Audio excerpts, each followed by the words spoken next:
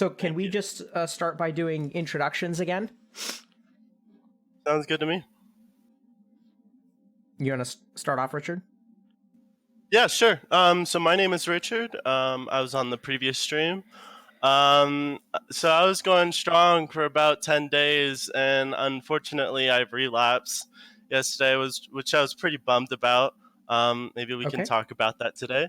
Okay. And it was kind of, I don't know, I was pretty visibly upset with myself because I thought of this great opportunity to come on stream and, kind of talk about porn addiction. And I thought, I tried to kind of rearrange it in my head to where like I changed it from like a self-devoted interest to stop watching porn into like kind of like a group dharma kind of thing. Okay. I kind of Yeah. made it like my responsibility to kind of step up and quit this addiction for like everyone watching and to show everyone it's possible. And I was kind of hurt when I figured out I'm only human and I just relapsed. So I don't know. Maybe we can get into that. And some of the people were able to go strong the whole time. So I'm interested to hear their kind of techniques and how they did that. So, yeah. Sure. So welcome back, Richard.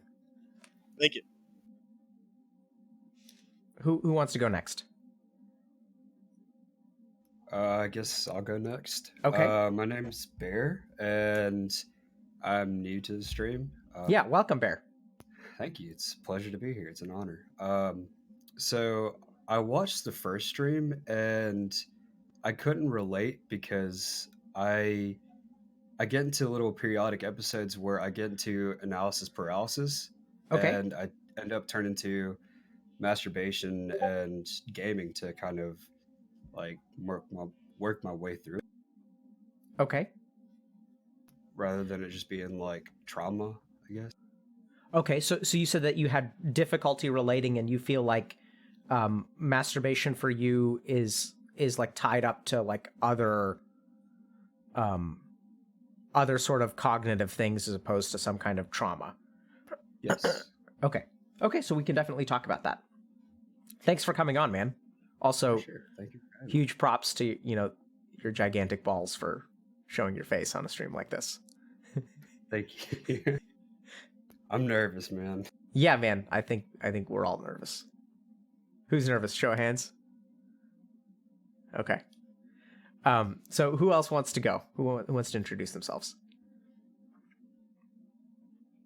The cat in the corner. You want to go, person? No? Okay.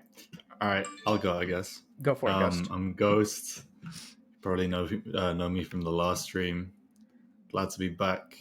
I think this will be interesting. Yeah, I hope so.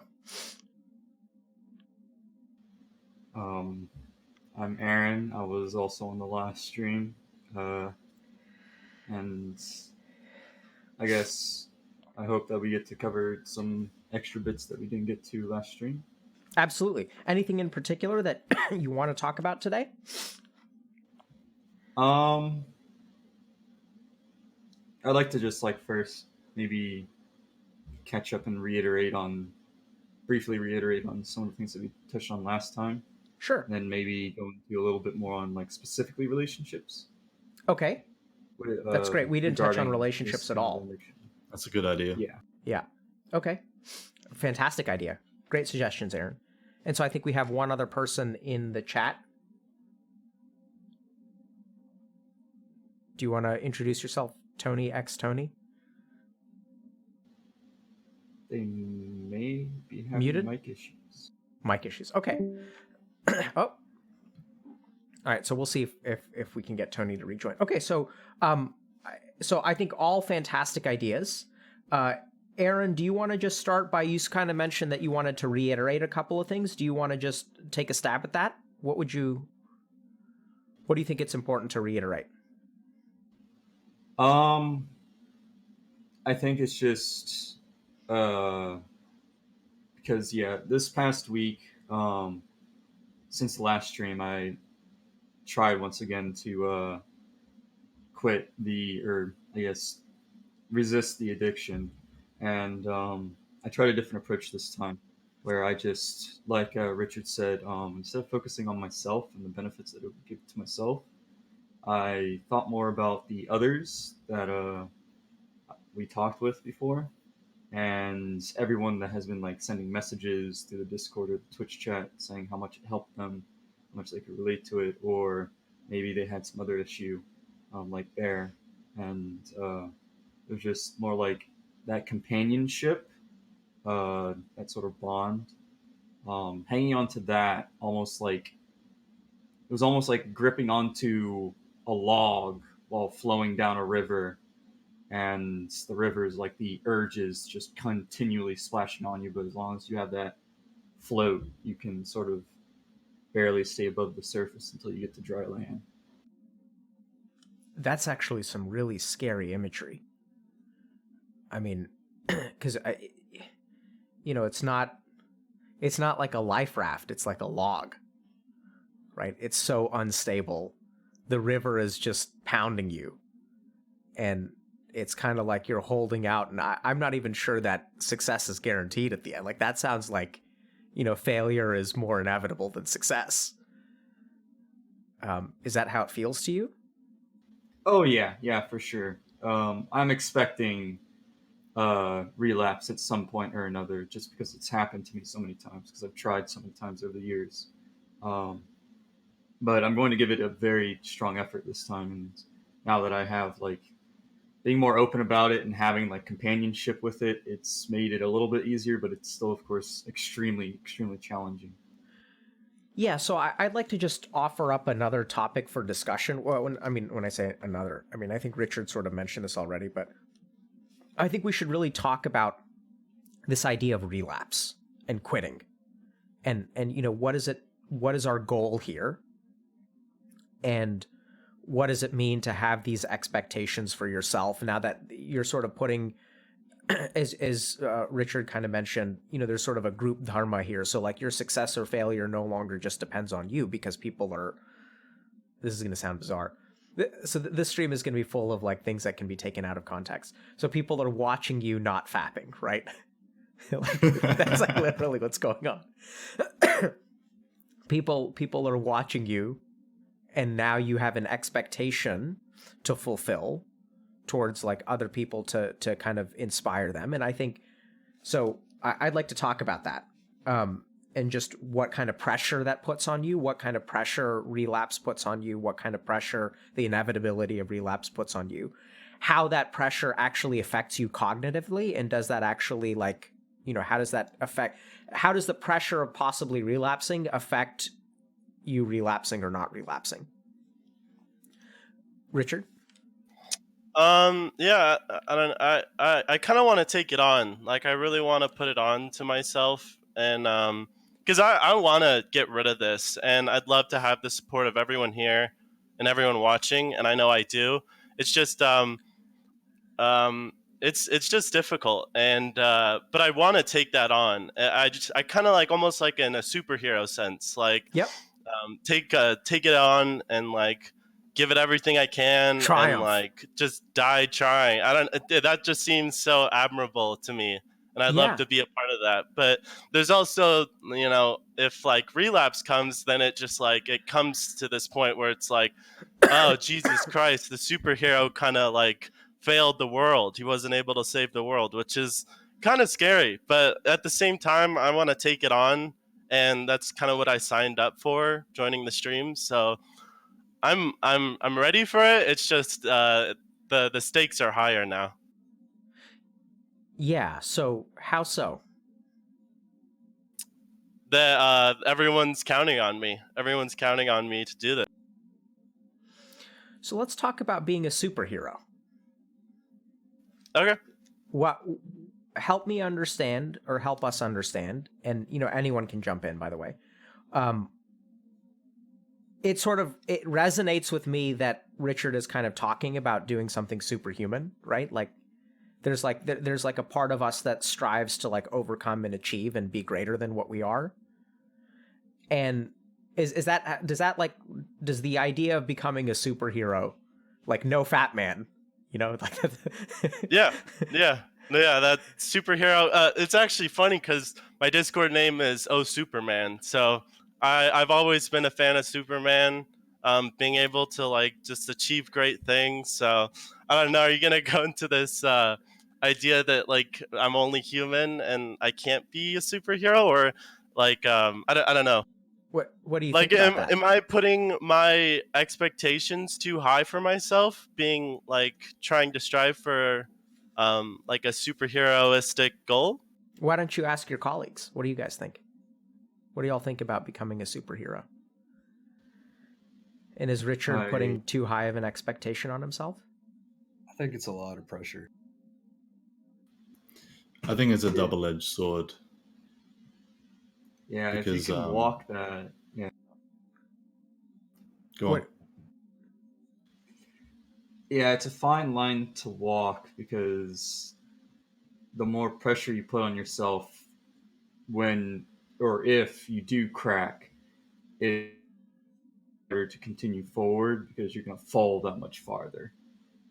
Um, so yeah, we are under a lot of pressure taking this on, and it's scary. But it is at the same time the pressure, facing that pressure. I can see what you mean by like it's almost uplifting, and that when you do triumph over like a really bad day where your urges are like intense and you just barely manage to make it through, it's very empowering, and so it's kind of difficult to navigate that fine line of like not putting too much pressure on yourself to where you can still like function, but you still want to like not just give in all the way.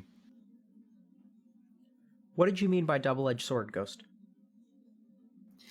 I meant that it's in a sense can be seen as a positive because the sort of group dynamic means that people are relying on you, so you feel like there's some element of obligation. It reminds me of what you said about Dharma, in that it's hard to clean your own room, but when someone else needs their room cleaned, you can do it at the drop of a hat.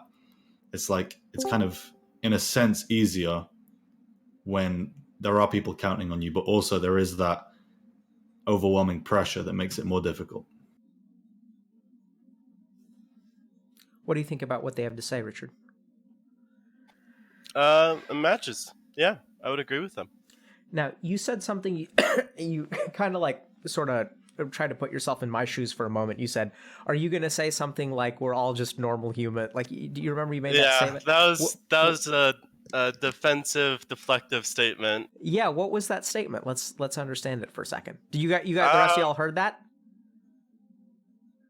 Yeah. I don't know. I guess we can kind of go into it. My dad sets really high expectations. He really has a big relationship with word, and if I say something, I got to do it.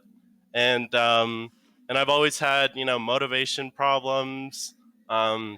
Sometimes when I say I'm gonna, an example would be like if I say I'm gonna paint the garage and I paint the garage, but I don't complete it all the way by the time I said I was gonna do it. There's just like a big disconnect. I just get a lot of flack from him for that. He doesn't like it. Mm-hmm. And when you fail after 10 days, what do you get from yourself? Just disappointment. Um, You get a lot of flack from yourself? a lot of flack. Yeah, Where do you think you learn how to do that? it's got to come from him. Right? Like, think about that for a second. So when we beat ourselves up, and I'm sure you guys have beat yourselves up, let's talk about that. Like, how do you beat yourself up?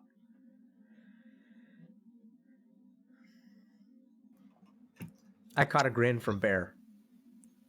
Well, I like to get stuck in my own head, so it's a really big thing for me. And my kind of coping mechanism, I guess, would be masturbation and video games, or just trying to find something to clear my head. And what happens when you get stuck in your own head? I get this feeling of being really overwhelmed and just don't really know what to do with myself, I guess. What is it that overwhelms you? Just general thoughts, I guess. More recently, I've been in the Nini stage since I just graduated, and that just kind Congratulations of on played a. graduating. Thank you, thank you. Better than drop it out. Oh It's yeah, for easy to beat sure. yourself up for graduating and then, not having a job or whatever, but then like it's also easy to just forget that you at least you graduated, and a lot of people actually don't. That's true. That's true. I also have like a lot of pressure from my friends and my family for not being where I should be. I'm a little behind in terms of my age versus graduation and jobs and all that. Yeah. Okay. I saw I saw that Tony managed to connect, but it seems that he's fled. So maybe if we can catch him, we'll give him a chance to introduce himself. He's probably gone to get an evil cat. Um, so I want to just pause for a second because I have a feeling that we could be talking about a lot of things that don't relate to porn addiction. I think what you guys are talking about, we could sort of take things in a slightly different direction. So I'll just sort of mention a couple of themes that I'm hearing, right? So the need, the want to be great, sort of the need to be great. And I think that has something to do with the sense of, only a soup, because when I imagine the image that Aaron was describing, which is like, you're hanging onto a log in a rushing river and, like you're barely staying afloat and you're going to drown. Like when I think about that scenario, I don't think a normal human can fix that. Right? I think you have to be a superhero to fix that. And I think part of sort of the call to be a superhero is because of our perception about how insurmountable our problems are. Like it feels super, like when I think about how is Aaron going to get saved? Like literally Superman is going to fly out of the sky and like scoop him out of the water. That's what's going to happen, right? That's how he gets it. Because there's a waterfall and he's about to go over the edge and there are rocks down below. And it's like, so there's something about being a superhero that has to do with just the problems you guys face feel so large. So it seems like the only way to overcome them is to be superhuman. And then something about, Richard is voiced a little bit of frustration with kind of like this, what are you just going to say? Like, we have to just be normal. Like, there's a little bit of frustration there. So I want to try to dig into that too. And then I think, we've talked a fair amount about motivation and sort of setting ourselves up for success or failure, holding ourselves to high standards, how we handle ourselves when we do fail. Right? So like, what do you guys think? So Richard started off this talk with, and Tony, we'll give you a chance to introduce yourself in just a second, okay? So Richard started off this conversation. He kind of said, I went 10 days without, it sounds like, fapping, and then I relapsed. So he views that as failure, right? Richard, that's a failure? Yeah, What do the rest of y'all think about that? I view it more as a stumble than falling over. Like if you imagine the journey as like a series of hurdles, it's more like you cleanly got over 10 and then you kind of stumbled on like the 11th, but that doesn't mean that you've fallen over and you have to start again. It just means you continue, and that was a bump in the road. I think that's the most helpful perspective, because it feels like the sort of guilt and shame that builds with relapse can often sort of push you, can just erase all progress you've made, because you start to hate yourself again, and then that self-hatred further fuels. You feel like maybe I shouldn't get better. Maybe I shouldn't get better. Maybe I should just go back to where I was because I deserve it. Yeah. So I think it's just helpful to try and not feel guilt or shame. Just accept that you made a mistake, but it's a stumble, not. Other people have thoughts?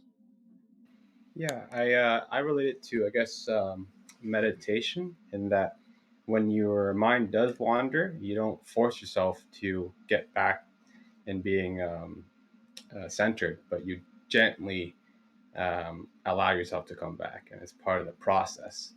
that every time you are able to come back, that's a rep, right? And you need multiple repetitions to build that muscle. So it's part of the process, and you're only it would be, I guess, a newbie mistake to think that the rule of the game is to not relapse. The proper game is to stay in a good connection with, um, allowing yourself to have a good flow of coming back. As long as you can come back in the long, that's the real game, or at least a higher level game. So I noticed Bear nodding, but Tony, you want to just take a chance to introduce yourself? Thanks for jumping in, by the way. Thank you. So my name is Tony.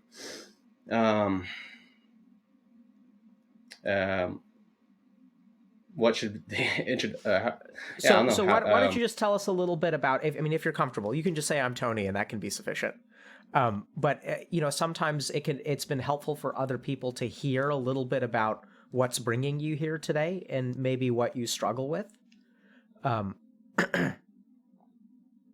Yeah. So I've been. It's sometimes I care about my tendency to resort to porn, and then that's been going on and off since I think I don't know, grade 5, grade 6, when I was like 10, 11, 12 years old, and even more so ever since I got an internet connection. And I feel like it's just something. I think the porn is not the problem itself. It's just a symptom, and I think it's just holding me back. Whatever the root cause is, the root problem is. What do you think it's a symptom of? Avoidance. I think pleasure seeking, just shortcuts, just like this hedonism. I think. What are you avoiding? I think emotional pain, ego pain, responsibility. Mostly those three. I think that's what comes to mind right this moment. What do you think about that, Bear?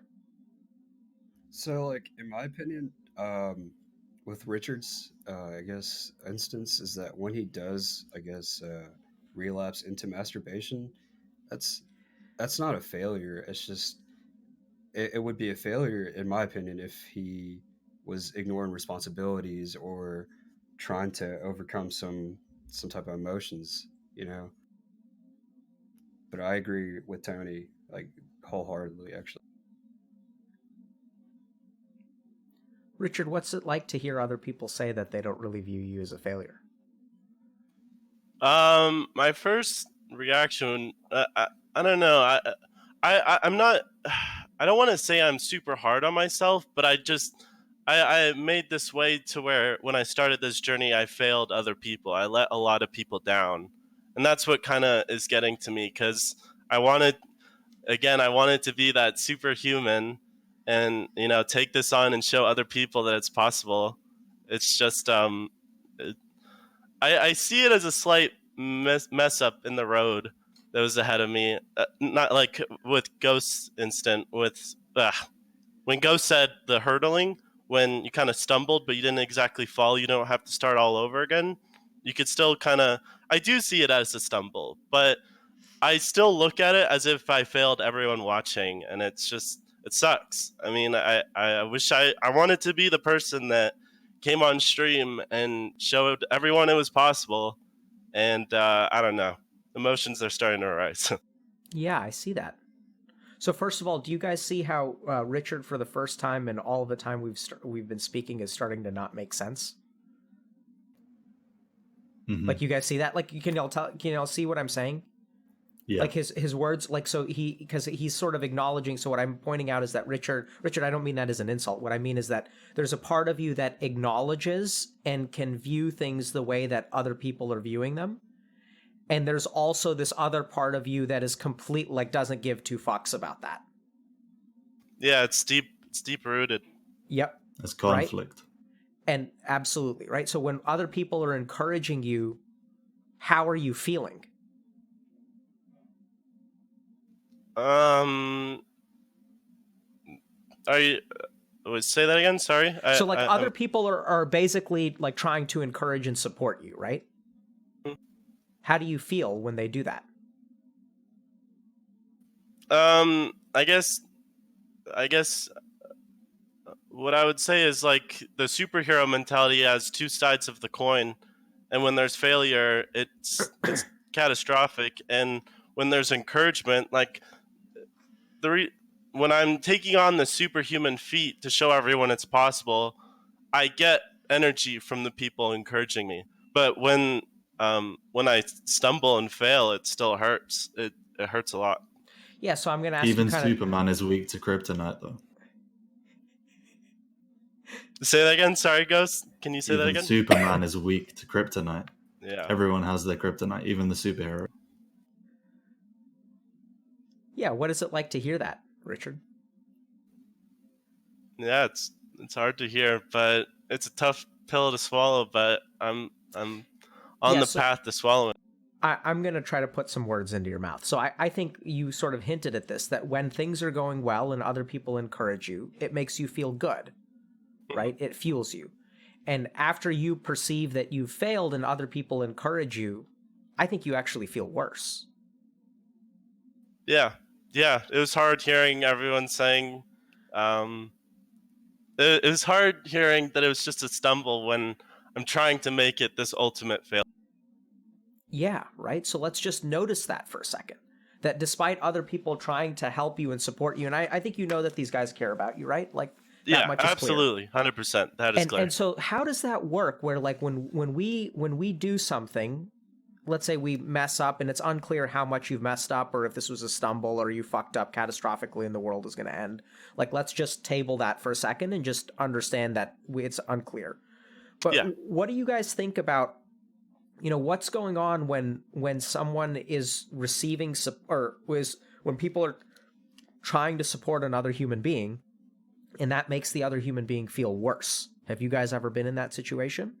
Yeah. So how does that work? Like, what's going on there? It's like having the opposite effect.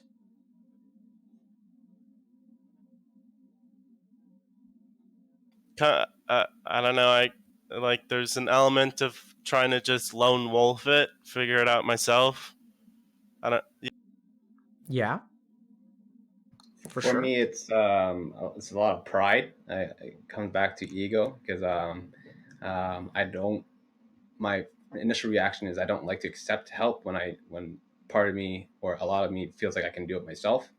And to accept help means that there's something wrong with me, or it feels like that way. I see a lot of people nodding. Yeah. Mm-hmm. Yeah, I think we relate a lot. I think. Yeah. What's that like?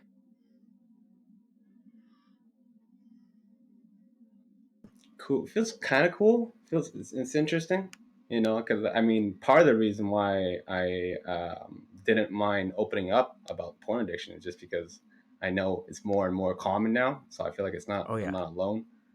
Yeah, so Terry that helps. Crews. Yes, yeah, Terry Crews, that big time.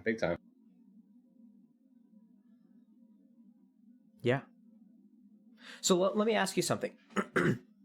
And this is a little bit more directed at Richard. And if you guys feel like this is kind of monopolizing our discussion, please let me know. But since I think Relapse, this is all related to Relapse, okay? So, Richard, when these people say it's just a stumble, I would venture that there's a part of your mind that understands that, but that you actually feel like they don't understand you as well when they encourage you and you feel... I would say elements of that, but it's more so I'm just pushing that away. Yep. I'm pushing their input away. I'm just trying to. Why are you pushing their input away? And other people can answer too if they can relate to Richard's situation. Why? Let's put it this way. Why do you guys? Let's give Richard a second. Let's ask the group. Why do you guys think he's pushing you away? Because we don't understand his full situation. Maybe because um, you can only ever truly be your own certainty in life. I think there's probably multiple reasons, but I think that it's really difficult to accept help when help can feel unstable and temporary, and it's very easy to go into the shell of feeling like you need to be just completely made of steel because you're the only one you'll ever be able to rely on. So it's possible maybe that's an element, but I'm not sure. Yeah, being able to stand on your own 2 feet is really important to a lot of people. And it's like it's been said before, accepting help kind of acknowledges the fact that there is something like so wrong with you that it's unable to be solved by yourself. And that can be very difficult to admit. Um, yeah. There's also a kind of weird double standard where you think of help as this thing that other people should get, but when it comes to yourself, you expect absolutely everything. You expect to be superhuman, basically. And it's a completely sort of irrational thing, but even knowing it's irrational, it doesn't remove it. It's still there, it persists. So, Richard, out of what people have said, what resonates with you, if anything? A big thing that resonates, I said it earlier before, but like this lone wolf mentality where there's like a certain level of pride that comes in when I just figure it out myself. You know, I have all these problems arising, and then I, being the superhuman self, is able to just figure it out myself. And it's hard. It's hard hearing advice from other people because I feel like I'm on this journey alone, but I'm at the impact of others trying to, not that, I'm stumbling again. I'm Do on you feel this. like you've always solved your own problems? Yes, yes and no. I would say primarily yes. That's what I expected to hear. Why did you expect to hear that? I don't know. That's sort of just how I feel, and it seemed like I saw a pattern, and it just made sense that would be the case. Because if you learn that you're the only one you can ever rely on, then that's just how you continue through life. Yeah, so I'm noticing this theme that's emerging, right? That NoFap is a single player game, right? And that, I mean, we talk about superheroes. Is it okay that I make jokes? Like, is that okay? Like, is that asshole-ish? That's fine. Okay, I'm encouraging it. okay. Going for maximum number of clippable moments, but. But seriously, like that's what because like seriously, I mean, it is, right? So like when we think about masturbation, like masturbation is like a solo exercise. The demons that you guys struggle with are like internal, they're like all in here. Like it's, it's not about the external world. It's not about other people. Even going back to Aaron's analogy, which I'm going to probably do 1,000 more times, like he's talking about one guy holding on to one log in a stream. It's not like it's not like a crowd of people. And like the Titanic, it's just like you alone. And then the other thing that's kind of crazy is that, I know that you guys feel ashamed for failing, but the other really crazy thing is that I think if we actually stopped and looked at it, you guys are incredibly self-reliant and you're incredibly resilient and you have high reserves of willpower. And that what you guys have done is adopt a strategy in life that is like a single player, kind of like you're playing, like it's like you're making an RPG at the beginning and you're going to do like a single character playthrough. It's like normally it's a party RPG, but you guys have decided to do, one character. Hard mode. Absolutely. And that's what it feels like, right? Are you guys playing the game of life on hard mode Iron Man? Yeah, absolutely. Absolutely. Right? Yeah. No save scumming, no reloading, just... What's that like? I'm barely like leveling up. I'm like not even getting to the next level. Sometimes I, have a good kill streak, but for the most part, in the long run, I can do way better than this. So I think that says it all, right? If I'd say there's one thing that I think all of you guys overwhelmingly agree with, it's I can do way better than this.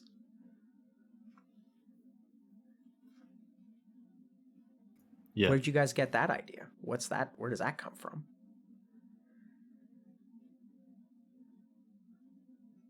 Social pressures. Say more about that, Bear? I mean, I guess culturally, my family is always all about trying to get me to get my doctorate or just be successful in a monetary value, but not emotionally. That just kind of weighs a heavy burden on its own. Yeah, do you mind if I ask what your ethnicity is? My parents are from Pakistan. Okay. Yeah, so I mean, I don't know if you guys, so South Asian parents and East Asian parents, especially for people who immigrate from our country of origin, tend to be very, very status oriented. They really Yep. believe that, and I'm sure, I mean, this is true of not just those cultures, but Doctor, engineer, lawyer. yep. Right? So, and it's Yeah. tough because what they do is they make you feel like your value as a human being is related to things that you check off on a list. Like, Bear, have you gotten your doctorate yet? No, I'm actually about to start my master's program. Oh my goodness. That's just completely Not there unacceptable. yet. Yeah. Yeah. Right. And they make you feel like, I mean, that's your measure of value as a human being. Like, it's not that a human being can be more than that. It's just, the measure of value of your degree. Exactly. Yeah. Yeah, for me, like I can feel like my inner critic and my image of, I guess, external critic is like, it's so simple. Just don't touch your pee, and how can you mess that up, So I think that I left that inner critic unchecked for so many years that, until more recently, I've been, now we get the sense that we're not alone. Yeah. I still sort of, even hearing that, I still sort of maintain the idea that it is like solo player for me. It's just sort of really deeply ingrained. Even though I can intellectually resonate with that, the feeling within me is still, this is solo player. It's the same for me. Yeah. So what do you guys, so in a sense it is, right? Because ultimately I think when we think about, especially addictions, we kind of think a little bit about, ultimately it's an internal journey. Like, no one is going to slap a chastity belt on you, right? It's struggles that you have to, deal with on a day-to-day basis. But at the same time, I think that there is some amount of, there's a different kind of balance that has to be struck. Because I think at the end of the day, these are, it's like the only person that is, how can I say this? At the end of the day, the important thing is that Tony not touch his pee-pee, right? Like, it's not about us not touching his pee-pee. It's about Tony not touching his pee-pee. And so, so that there is a certain amount of single playerness to this, like, absolutely. So any kind of substance or addiction that we deal with ultimately is going to have a deep single player kind of component to it, because no one else is going to fix this for you. It's not about other people fixing you. And at the same time, I think that, as people have kind of mentioned, the way that you treat yourself is like different from the way that you treat other people. And something about that, I think, is like incredibly toxic.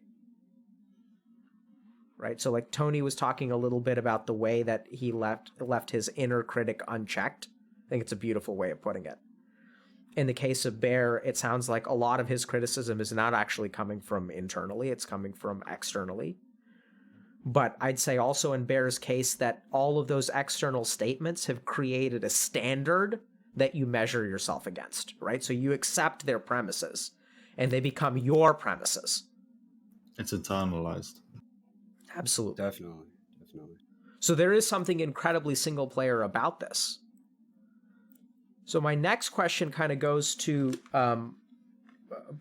sort of Richard, but anyone can answer. So Richard he played a little game where he pretended to be me for a second, and he sort of said, like, you kind of envisioned almost like what I was going to say. So what do you guys think my response is to what we're talking about?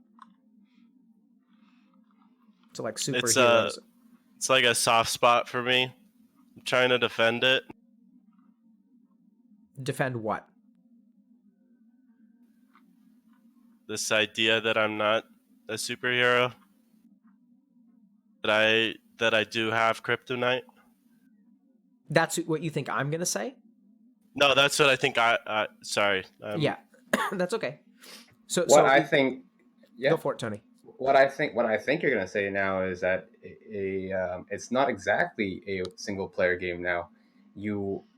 There's components of single player mode, but it's like all of us are playing single player mode beside each other. So We can have tutorials. Exactly, tutorials. We can share our experience. We can root each other. We can hold each other accountable because it's your own game, but you're playing amongst brothers who actually, for the most part, know what you're going through. Yeah, that's my inference. Yeah, so I think that's beautifully put. I'm going to add sort of another layer to it. So I'm going to just talk for a second about the superhero complex, because I think that's something that I certainly have felt from time to time, like very deeply. I think it's something that resonates with our community a lot. And so is it okay if I just kind of offer some thoughts about that? So the first thing is, like, I get the sense that a lot of people feel like they have to make up for lost time. And in a sense, like, what you've got to do is, like, the more screwed up you are, the more Herculean you have to be to sort of fix it. So I remember, like, when I was failing out of college and also had like a bad GPA, so I graduated with like a 2.5, I felt like the only way that I could hold my head up with pride was to, like, do something that was superhuman, like go to Harvard for medical school, for example, right? So, like, the more behind you feel about yourself, the higher the standard that you set to kind of, like, make things even. Does that make sense? Can I jump in and ask a question? Yeah. Has anyone here watched the movie Limitless? Oh yeah, definitely. Okay. It kind of feels like that, in the sense that, like, you're like, at the start of the movie, he's a failed writer, and then he takes this pill that unleashes his genius, and he becomes God, basically. You sort of feel like you have to do that. Yeah. Right? So you feel like you have to... Does it, like, so the more behind you feel in life, the more messed up you feel, the more it requires something, like, really, really huge to fix that. Right? Because, yes. and I think this kind of goes back to just the struggle and, like, Aaron's, like, imagery at the beginning, which is the size of the struggle that you guys are dealing with is just so big and insurmountable that an ordinary human can't do it. What do you guys think about that? Well, I think another part of it, at least for me, is that sometimes my ego feels like, you know what, I am superhuman. I'm just gonna allow myself to fuck up because I know I can catch up later. I can fix this later. I'm a smart guy. I have a lot of potential. I'm just gonna solve this problem later. I know I can compensate for it. I know I can pull off miracles, and I can do this later. So that's another part of it. I'm not sure if other people relate to that. It's like, it's 100%. Yeah, I see a lot of people nodding. What do you guys it goes think? it goes back and forth between, let's say, shame and then pride. So maybe two sides of the same coin. Yeah, what do y'all think? For me, at least, I guess I was at one extreme when I was younger, where I just continually thought that, like, I I had a massive ego. I was at the top of the world. I had big ambitions. I still have extremely big ambitions, but I just have a different perspective on it.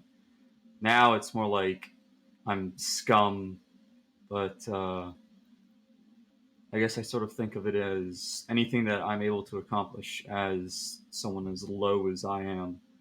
If I can do it, then maybe I can demonstrate to others that anything is possible if someone as base and low as me can do it as well. I kind of resonate with the feeling of like, I'm smart, I can do this later. And it almost feels like manic depression, where you can oscillate between feeling like I can't achieve anything in life to I can become God. And you can just keep swinging back and forth like that. That's like when I was younger, my my teacher, when I was about probably 9 or 10, suggested that I be moved up either 2 or 3 years in school, and she didn't want to move me further because it would be disruptive because of the age difference, like with teenagers.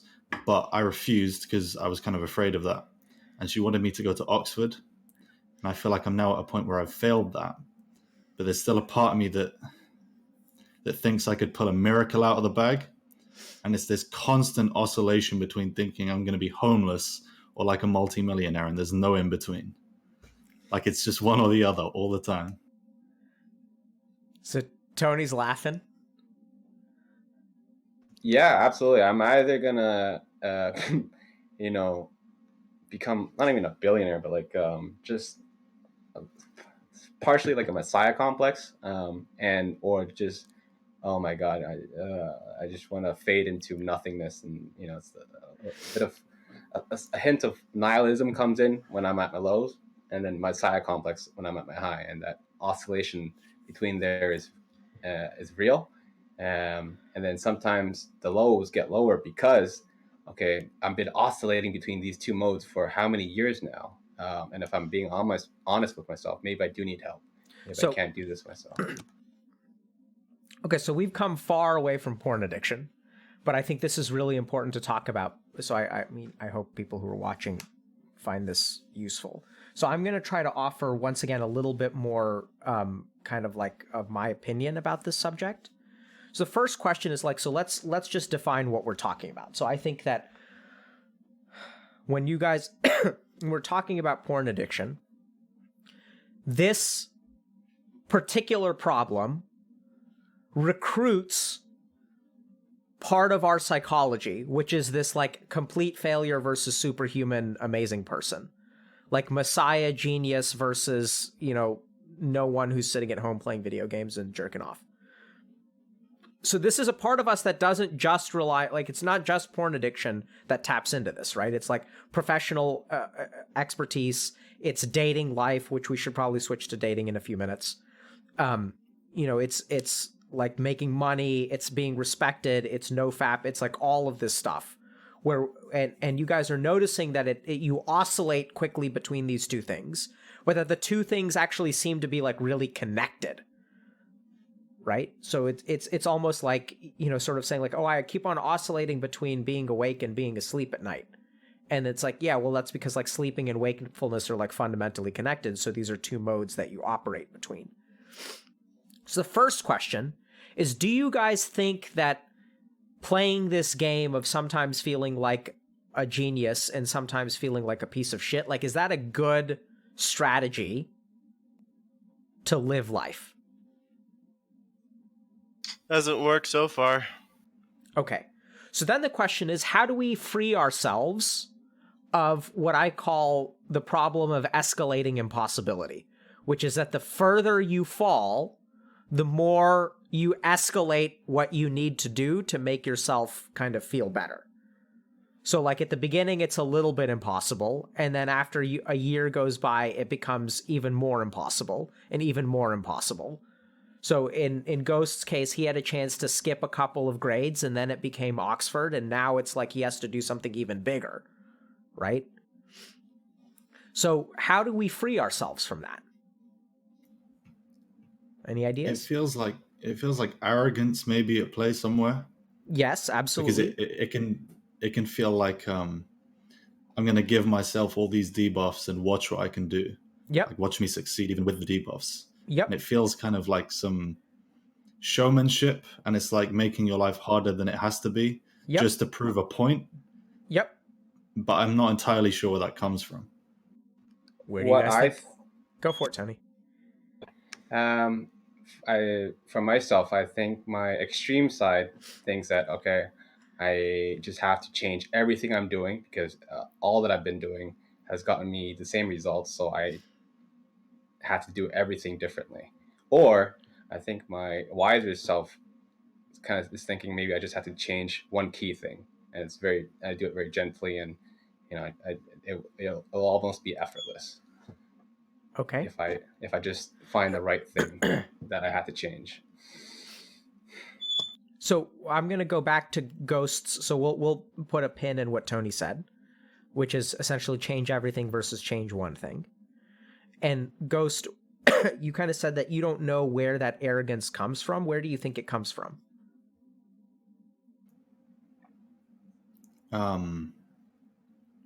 I think there's like a really just vast supply of anger that's stored. And it's like almost, I don't know how to word it. Okay. So you guys get that, like, the part of you that wants to be superhuman wants to make up for the rest of you, right? Like, that's why you switch between being like ego to like super genius, brilliant, capable of anything, and like nothing. So that, you guys see how there's like actually balance there. And the worse you feel about yourself, the more you begin to fantasize about what you're capable of. So that's your mind's way of actually protecting you from that shame. So it starts to build up this kind of fantasy that you can accomplish this and you can do this, and you're going to show. And Ghost also mentioned that you're going to like show something to someone. That part of this, like, you know, I'm going to debuff myself and then I'm going to do it, and then I'm going to show them. Who's them? Yeah, it's kind of Right? abstract. Like, who are you trying to do that for? What are you trying? That's a demonstration. Do you guys get that? The goals that you set yourself are a demonstration, and a demonstration has an audience, right? It's not actually like just internal. You're actually, you know, no fapping for everybody else, right? So what are you trying to demonstrate, and who are you trying to demonstrate it to? Maybe could be for just looking for someone to like give you recognition and affection that you have been like missing out on for a long time. Okay, so recognition from others. And what will that do? If you get recognition from others, there's the shameful part, and then there's the Messiah part, right? There's the person who's level 0, and there's a person who's level 100. If you get recognition from others, who does that help? It reinforces our image of the level 100 pro. But it feels like it helps the level 0. Absolutely. So you guys see, like, the two are linked, right? Because the person who's really hungry for recognition, then you could say they're both hungry for recognition. And then there's one other person. So when we demonstrate to the rest of the world that we're capable of succeeding despite all of our difficulties, so that's important to show the rest of the world. And then who else are we trying to show that we're capable? Absolutely. Right? So because like that's what you want. You guys get that? Like on the deepest level, it's not actually about other people. It's like Richard said. I mean, he wants to be able to do it by himself, and he wants to be, you know, he wants to be an example to others. But like, so I don't know. I don't know how to say this beyond just saying it. He wants to be an example to others. The focus of that statement is actually not on other people. The focus, he's not saying I want to help others. He wants to be an example for others. It's actually a deeply egotistical statement. Yeah. Right? Like, you want to be the inspiration for them. And there's a part of that is absolutely altruistic and absolutely designed, like, wanting to help others. The problem is that there's this other weird complex that kind of like hijacks that a little bit. Like, it's not about helping others, it's about being the person who is Superman. Like, he's not trying to trick, like, if it, he could very easily just lie to everyone and say that he's doing it and inspire people that way, right? Like, he can just tell everyone, look, everyone, I'm doing it. You can do it too. Just live his entire life as a lie of positivity. And you can maybe inspire tons of people. And so I think it's good that you guys don't do that, right? Because I think the other crazy thing here is I'm going to ask other people. So do you think that if Richard had, after last week, been transformed and become Superman, versus Richard stumbling after 10 days, and then we continue to watch Richard's, growth over time, which one do you think is actually going to help people more? Definitely the latter. Yeah. The stumbling. Because if people see the example where it's just instantaneous, and it's like, look, guys, I did it. I did this superhuman feat, and they attempt it, and then they stumble, then they feel like they're different and that they've failed in some way.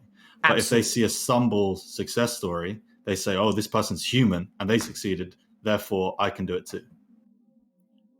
Right, because here's the thing. If Richard wakes up one day and is Superman, anything that he discovers about his life and his playbook doesn't apply to anyone else. Because they're not Supermen. Being right? exceptional means that everyone else isn't, because not everyone can be exceptional. Yeah, yeah. I mean, I think everyone can be exceptional, but I think we're just talking about the same thing, right? So I think the first thing to understand is that, when it comes to this kind of stuff, so like all of us are flawed and none of us are Superman. So Richard is right in terms of, what he hypothesized I was going to say. But I think the trick here is not letting go of the Superman. It's actually letting go of the idea that you're a failure. Because the Superman arises out of the idea that you're a fuck up. Right? So what you really need to do if you want to be free from this whole complex is don't try to be ordinary. Just understand that, like, stumbling is a part of life. Right? And like Tony was kind of saying that, like, the goal of meditation is not to have a still mind. The goal of meditation is to be able to bring your mind back to a point where you want it to. Every time your mind wanders and you bring it back to where you want it to, that's doing a push-up, because you're strengthening the capacity for you to control your mind. And it's like excelling in spite of flaws rather than being flawless. Exactly. So if I have to pick a strategy in life, it's not perfection, it's damage control. So just think about this. Like, if you're trying to, like, play a game, like, there are different kinds of builds you can do. I don't know if I play RPGs. So, like, there's like evasion tanking, which is the idea that you have a low HP pool and you never get hit. And then there's also, like, damage mitigation with a healer. Like, evasion tanking is like a super high risk, high reward kind of strategy, because if you get hit once, you're dead. The more reliable strategy is learning damage control. So to accept that you're going to fuck up and learn how to fix it. So I'd say that, a lot of my success comes from the basic idea that I'm going to just kind of suck at life. And that's okay. And that I can learn and I can grow and I can improve. So Richard says that I failed after 10 days. I've been doing my best to, put my psychiatrist face on and not actually show my emotion. But there's a part of me that's like, that's amazing, man. You went 10 days without jerking off? Yeah, I was so, like, walking on the high road. Can we just, like, pause and just think about that for a second? Like, if you screw High five, up, man. Boom. If you screw up once, if you screw up once every 10 days when it comes to masturbation, that's actually just a normal amount of masturbation, or even less than Yeah. a normal amount of That's a masturbation. 90% success rate. Like, that's what you're looking for. You're not looking for celibacy. I mean, maybe you are in nofap, right? So like whatever y'all's goals are. But this is the other thing. So people think, I'm going to just talk for a second about sobriety and relapse and all that kind of crap. We can talk about this too, but I'm just going to share some thoughts. So like, people don't get sober overnight, even though that's how they perceive it. So like what happens when you go to an AA meeting is like, you see a guy who's like, yeah, I'm here for my 1-year chip, and another dude's there for their 5-year chip. And so what people look at is they look at someone and they see 5 years of sobriety that started 5 years ago on the day. They look at 1 year of sobriety that started 1 year ago. And that's our perception of success. Because success is being sober for a year or 5 years. And the dude who's 5 years sober, do you guys know how old he is? 55. You guys been to AA meetings? Like, there are a lot of old dudes at AA meetings. Right? Okay, so it's worthwhile to go to an AA meeting, like, once in your life. I think it's a wonderfully inspirational experience. Probably one of my best experiences from med school, actually. And so the interesting thing is that, like, sobriety is something that you practice. So when I work with people, what I see is like, okay, they've been using for 18 months. And then they go like 3 months of sobriety, and then they relapse and they feel awful about themselves, and we work through that. And then they go 9 months without using, and then they relapse and they feel awful about that. Over time, the duration between their relapses increases, and the severity of their relapses and duration of their relapses actually goes down. So there are some times where I really like stop and think, because I feel like, should I actually, so there are even patients that I've considered sort of terminating with, so like not firing, but just sort of saying, hey, I don't think I can help you because you keep on relapsing. And so as a provider, I stop and I think like, okay, I'm not getting through to this person. But when I actually stop and I like go through my notes, I realize, oh, this guy has had 2 relapses in the last 24 months. And for the 5 years before that, they were using pretty much every day. So like, understand that relapse is a part of it. But what you need to look at is like, how long does the relapse last? How bad is it? And how quickly can you kind of get back on the wagon? Does that make sense? Yeah. And so you guys are going to fuck up, but like, that's normal. Like, you're learning. You're like learning how to control this thing. And there are going to be periods of times where you guys are going to do a good job at it. And there are going to be periods of times that you're going to do a bad job at it. And there are going to be times where you do a good job and something really unfortunate is going to happen in your life that is going to emotionally wear on you. And then your capacity for like willpower and discipline is going to get tanked because you're dealing with all this emotional crap. Right? So like, the first question that pops into I don't think this is actually true, but I for someone like Richard, I'd be really careful about like the way that your dad judges you and whether that relates to you fapping. And when I talk to like some of you other guys, like, it sounds like there are other things that go on. Like Tony sort of says he thinks it's a symptom of a problem. When we talk to Bear, that too is like his way of getting out of his like head and his analysis paralysis and his feelings of like shame for not being what his like cultural group wants him to be. And so if we really think about it, like, it's not just the fapping, it's like all this other crap. And the real solution is to deal with all of those things, right? Because if Bear is like secure in the person he is, if he learns how to train his mind a little bit better, if Tony not only stops trying to change everything all at once, and then Tony's trying to change one thing at a time, what Tony really needs to learn how to do is change nothing. Right? So Tony needs to accept where he is, and that mistakes are going to be made, and that he's exactly where he's supposed to be, and that over time he can change his life, but that fundamentally there's nothing wrong with him. So if you feel like you have to change something, that means that something's not right. But this is important to understand. You can only be like, I don't know if this is going to make no sense, okay? So you guys can only be the things that you are. You can't be anyone else. Like Bear, you can't be in a doctoral program right now. Like, it's just not possible. Like reality is like one thing. Reality is not actually possibilities. Reality is not like reality is just what it is. Does that make sense? Like I know this is going to Yeah. sound weird, In an but like if you, abstract way, yeah.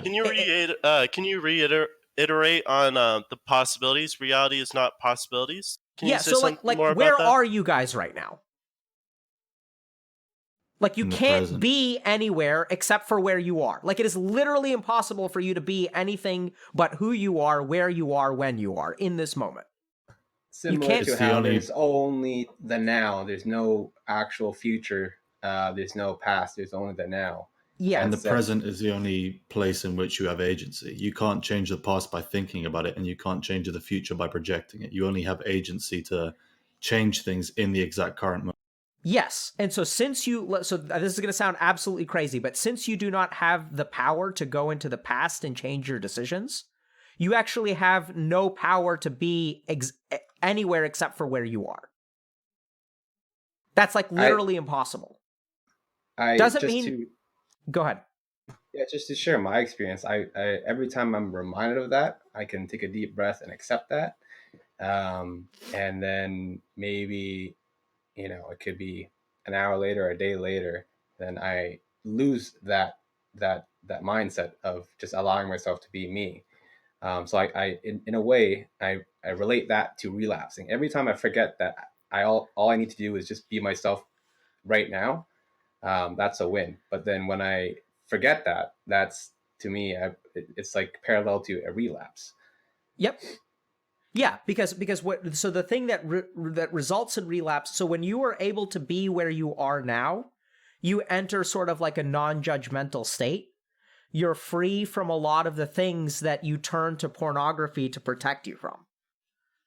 Feelings of shame, just wanting to relieve what's going on in your head. Like, so sometimes just the process in your head can be just so burdensome and just sucks. It's like, it's like, so I used to hate PE class because it was just dumb. And it was like, I would just run in a circle for like 30 minutes and I was like not very athletic. And part of the other problem was I was younger than everyone else in my grade. So, I was like 7 and was playing like sports with 8-year-olds. Like you're at a huge disadvantage. And I just never understood that. So I thought I was just bad at sports and things like that. But like PE just sucked. And it felt like I was just like, it just felt torturous. Like I'm just running around for like half an hour and it's just awful. I don't feel good physically. I don't feel good mentally. And you're just in your head and it just feels like really, really burdensome and you just want it to stop. And then along comes porn addiction or video games or any number of other or drugs that can make it stop. Right? And so why wouldn't you use it? Because you just want to stop whatever's going on in your head. And what's going on in your head is coming from a couple of places. The first is, I was saying like, the problem isn't fixing the Messiah. The problem is letting go of feeling ashamed of yourself. Like if you can be comfortable with the person that you are today, you don't need anything to make you feel better. Right? If you can be if you can tell yourself what other people in this chat are telling you, if you can, Richard, if you can start channeling the voice of these folks instead of your dad, right? If you can talk to yourself in that way, then it becomes easier to be the person that you are. And if you can, like, if you can be tranquil in the moment, then the need for porn addiction goes down. Not saying it's just all cured, right? Because there are also like habits and other kinds of like neurons at play. But I think this really, all this stuff comes down to just being comfortable with where you are and accepting that just because you've made mistakes in life, just because you didn't jump ahead 2 grades, just because you're not in a doctoral program, just because you didn't go to Oxford, just because you didn't finish cleaning the garage on time, or any number of other things, right? That like actually you're not in a stream holding onto a log, you're in a kiddie pool and you can just put your feet on the ground and you can get out of the water. But that's not what it feels like. Can I interrupt you really quick? Yeah, of course. So was it yesterday for the Miskiff stream you were talking about ADHD and how he had certain tendencies like the need to be funny when he feels stupid is strengthening that wind what's the wind Ayurveda? Uh-huh. Yeah. And so I'm trying to think of it now how I'm using this kind of like superhero complex. And you said something that I stopped you on. It's real. You can't you can't live in possibility. You can only live in reality. When I'm in those tough moments, when like let's say when I get urges, um, I like do this thing where you know how like the superhero complex. There's the flip coin. There's the superhuman, and then there's the level 0 screw up. And am I strengthening? So like how Miskiff was strengthening his relationship with his Ayurveda, using that tendency over and over again. Am I doing that by living in that possibility when I'm in this when I'm in this urge state and I live into the possibility of being perfect and being a superhuman? Am I reinforcing that complex when I live into that possibility? Absolutely. So in my opinion, yes. So I think the key thing, and that's why we started with, so like when we think about ourselves as a superhuman, that comes with the other side. You guys see that? Because the superhuman is born out of shame. And that's why if you hear what everyone is saying, everyone talks about oscillation. No one here has said, oh, I feel half of it, but I don't feel the other half. Like, just think about that for a second. There's no dark without light. Exactly. Right? So this is the concept of something in Sanskrit called Advait Vedanta, which means non-dualism. That duality is fundamentally false, and all that is what is. Right? You're not, Richard, you're not good, you're not bad, you're just you. You're not sufficient, you're not insufficient, you're just you. Right? Like the only thing that you are is like what you are and where you are, and that's all there is. And so in this moment, you either have the capacity to resist the urge or you don't have the capacity to resist the urge.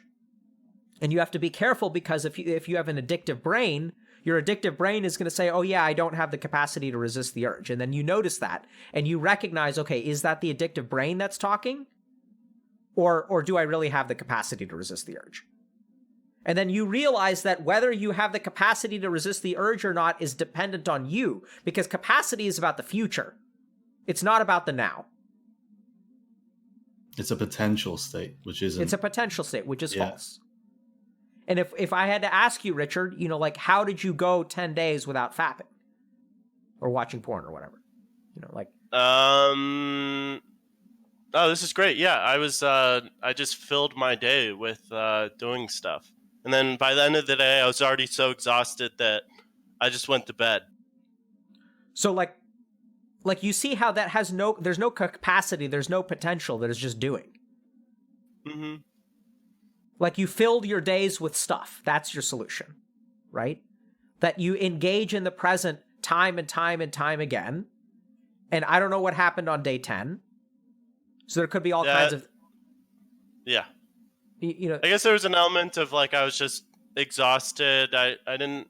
Like when I was doing stuff beforehand, on the 10th day, I didn't have that energy to do stuff. And then what I did is I was just out of energy. I don't know. Yeah, I was just sure. exhausted. Yeah, so and like that sounds forgivable to me. Now, I don't know exactly what a relapse looks like for you guys. Right? So like sometimes, and this is where, you know, how okay is it to relapse? I think it depends on what a relapse looks like. So, I mean, I'm an addiction psychiatrist in my day job. So I work with people who, you know, their relapses look bad, like, and fatally. I've had 2 people I've worked with in the last year have passed away, unfortunately. And so like relapses can be bad. And in your case, like, what does a relapse look like? Like, what do relapses look like for you guys? For me, it's just like anywhere between a wasted hour to 3 hours, and just a bad feeling afterwards, and then just wanting to be alone afterwards, and then not wanting to be productive afterwards, and not wanting to be social afterwards. For how long? So yeah, the overall effect, including the relapse itself and the shameful afterglow, anywhere between an hour to the rest of the day. Yeah, okay. It feels like the definition is really subjective, and it's kind of I feel like you just have to be honest with your, in a sense of, I feel like you sort of just know whether you've relapsed or not, but you can lie to yourself and kind of rationalize that something wasn't a relapse with really arbitrary metrics, I guess. So it's just all about honesty with yourself.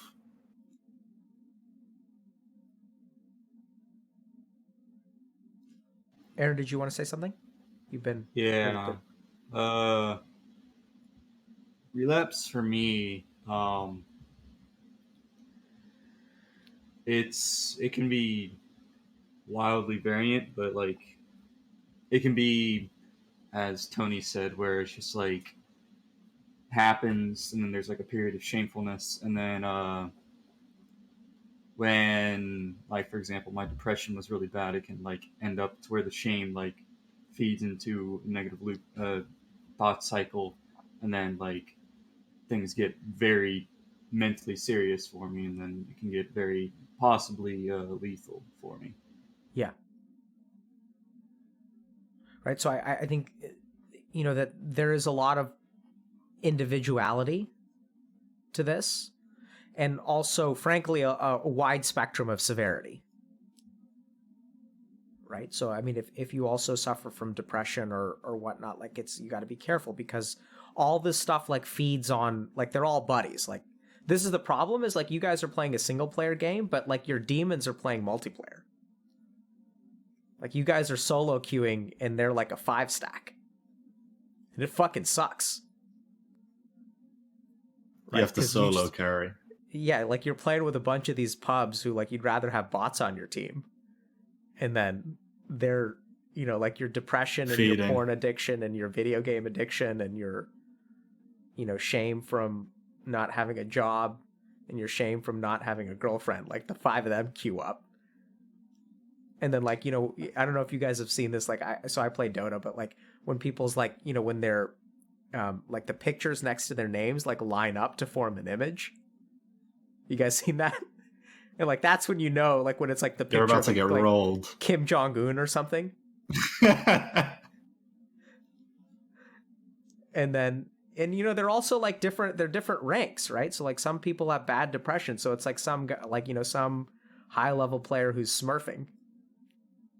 I used to play Overwatch with a couple of buddies of mine who were pros, and they would it would be a fucking joke. One of them would play Tracer and he'd just kill their entire team over and over and over and over and over again. And so the result was that I never learned how to play Overwatch. He would literally like be like 27-0 at the end of the game. He would just gib all of them. And so I still don't know how to play Overwatch. But it's tough, right? So I think when it comes down to it, if I have to summarize, so the first thing to understand is that be careful about your fantasies and your supermen. Because as bizarre as this sounds, like the reason that you guys believe in your supermen is because you guys actually are capable of that. Because Superman has existed for you, and you've gone the extra mile, and you've done things that are actually superhuman. And so on the one hand, I want you guys to understand that, a lot of people think about teams as their, like who you are, like you try to define by your weakest link. Like that's what we do. We define ourselves by our low points in life. But what you should really do is define yourself by your high point, because that's actually what you're capable of. Right? And it's not about the future. It's not about hope. It's not about fantasy. It's about what you've actually done before. If you can go 10 days without fapping, you can go 10 days again. If you can go 3 years without a drink, you can go 3 years again. Like if you've done it once, you can do it again. That's something that we know, right? Like that's a statement of fact. You can do it again. The second thing is to be aware that like you have to let go of your Superman complex, and you have to let go of your level 0 noob. You have to let go of the person who's fucked up, because like as crazy as it sounds, like you couldn't have been different before. Right? You're not the person that you are today. Every day makes you XP up a little bit, and you like learn things and you level up your skill. Like that's what happens in life. Do you guys like remember who y'all were 5 years ago? Like you remember that kid? Yeah. Like that kid didn't know anything. right? And you learn so much, and just because you don't have a doctorate or like your life isn't moving forward in kind of a very noticeable way doesn't mean that you aren't getting better. And this kind of goes back to this idea of the 10-year overnight success. So like, you know, people think of all of these like institutions as overnight successes. And I mean, if you just look at them, you know, It was like latent progress. Absolutely. So like a good example that I use is Airbnb. You guys know what Airbnb is? So Airbnb launched 4 times. They had 3 launches that were just complete failures.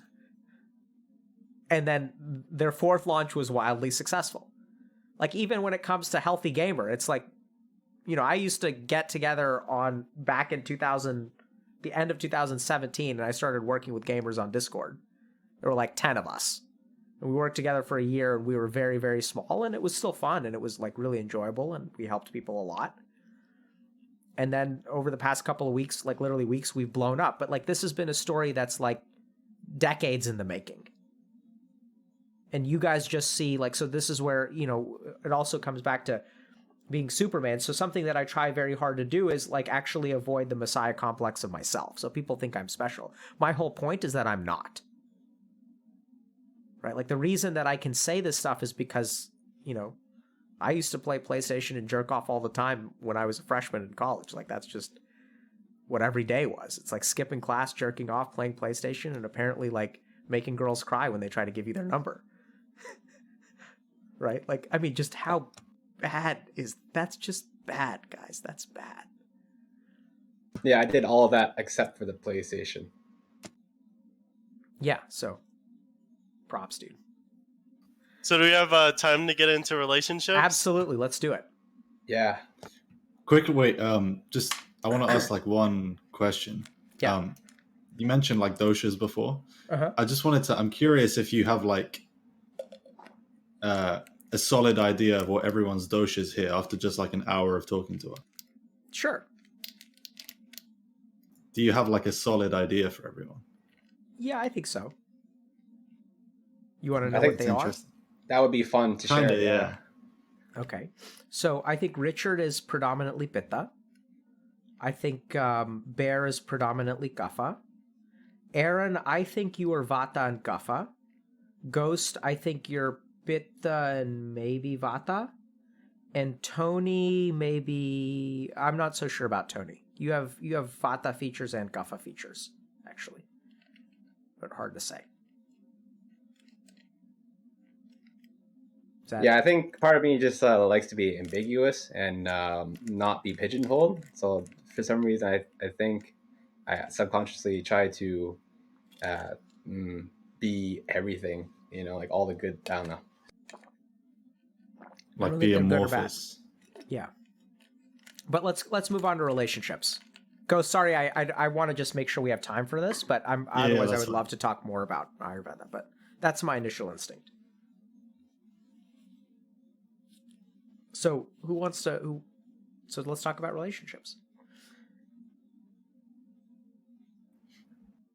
Well, I'm not sure if this is appropriate. Before we move on, I just want to quickly say, like, you know, I feel good about this, and I love you guys for being here, and thank you for sharing. You know, yeah, especially You too, the hard parts. Yeah, man. And then with that being said, relationships. Right now, I feel like I'm avoiding relationships because I feel like I'm not. I don't want. Part of me feels like I want to be, you know, again the level 100 pro first. Otherwise, bad things will happen. Otherwise, the other person will get hurt, and I'm also afraid of rejection. I think that's where I'm at. Who else wants to be perfect before they start? No surprise, huh? Right? So what does that mean when I say who wants to be perfect before they start? Maybe it's an That idea of Superman. Go for it, Bear. Yep. It's like, oh, we want to be that Superman, that superhuman being before we jump into something that might make us more vulnerable. Why? Why is it important to be perfect before you start?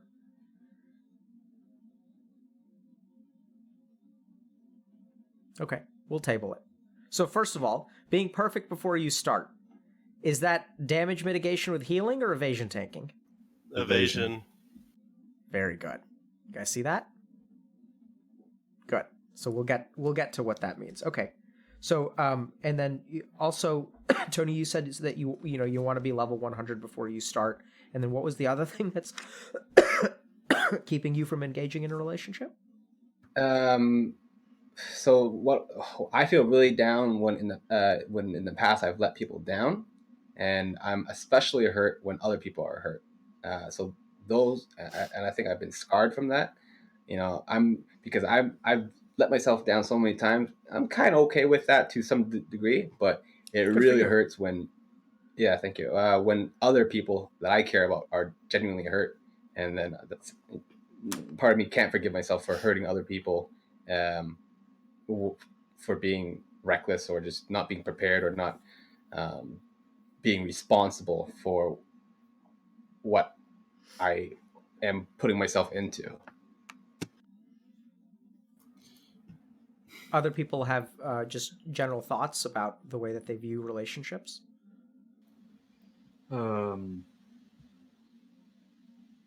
My, well, I guess as of right now, I'm just avoiding relationships because the last one I was in, I was cheated on.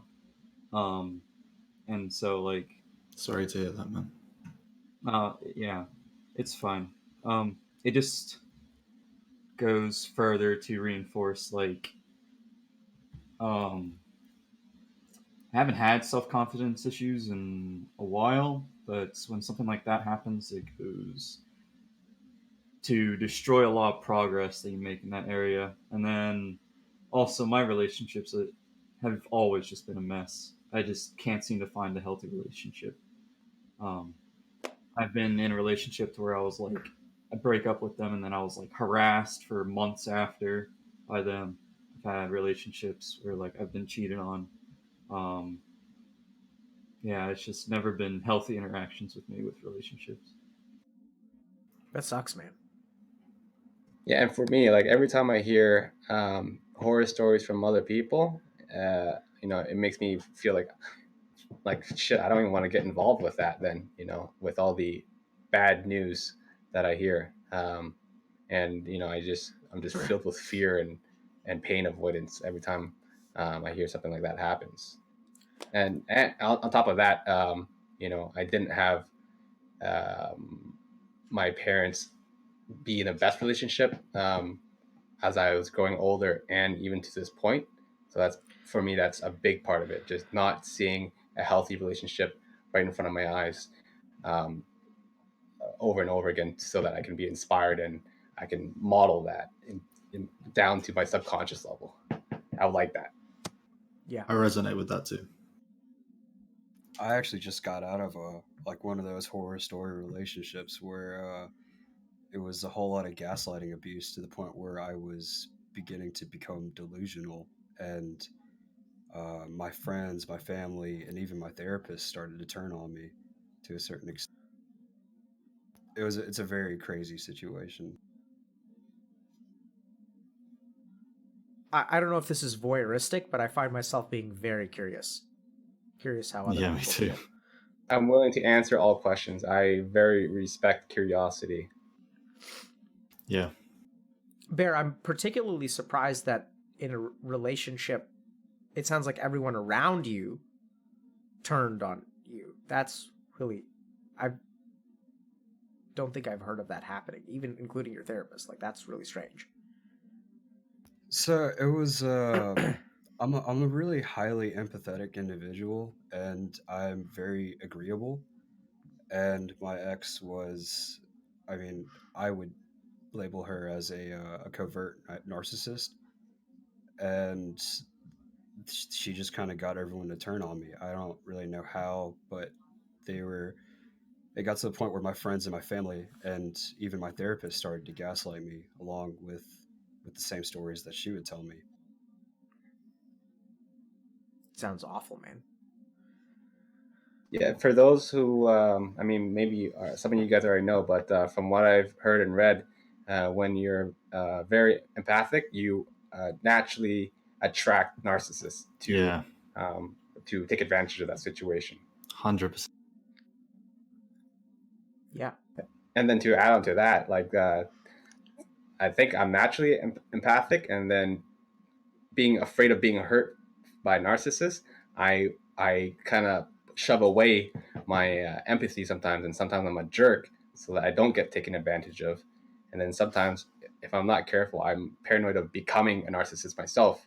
Like I'm swinging to the other extreme. Yeah. I'm always asking myself, oh my god, am I gonna become a narcissist? Am I, because I don't want to be the other end. Like would I rather hurt people or be hurt? Whereas I'd rather be just me. I've been described as by like multiple girls as impenetrable, in the sense that they feel like when they try to get through to me, someone said that even if they talk to me for years, they feel like they wouldn't truly know me like they know other people, and that as much depth as other people have, they feel like everyone has a core. But I've been told that they feel like with me, it's just more and more layers. And then I was telling this to one of my friends, and then he said that it seems like it's a shifting puzzle, that you can peel back a layer and then the whole thing reshapes, and then you're even more confused. And it's like this subconscious thing where I just can't let anyone in. And it's like I've never truly seen. And I don't know, it sort of just terrifies me. What terrifies you? There's a lot of aspects to it. Like, feels like I don't know the depths of myself, which is quite scary. And it's like maybe I can never truly be myself in front of anyone, not even myself, because of what I may find that, that's so significant that I'm blocking it even from myself, and that maybe I can't ever unravel that puzzle. So I'm going to ask the group a question, and I want to give Richard a chance to share if he wants to. But do you guys feel like y'all know Ghost? Yeah. Kind of. Yeah. But yeah. What do you think about that, Ghost?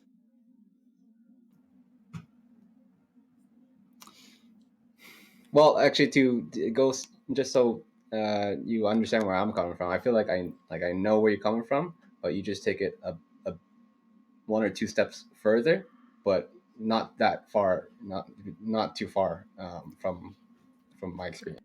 Ghost, what do you think about it? Okay. I understand why you'd say that, but I also feel like there are multiple aspects to a person, in that you can have a persona and you can sort of be different. Do you think we're getting a persona? I think you're getting hints of, every so often there's like a moment of depth, but then it can kind of go back to persona. Like there's a lot of things that I just don't say. Sure. And I would say that most of the people here know who you are.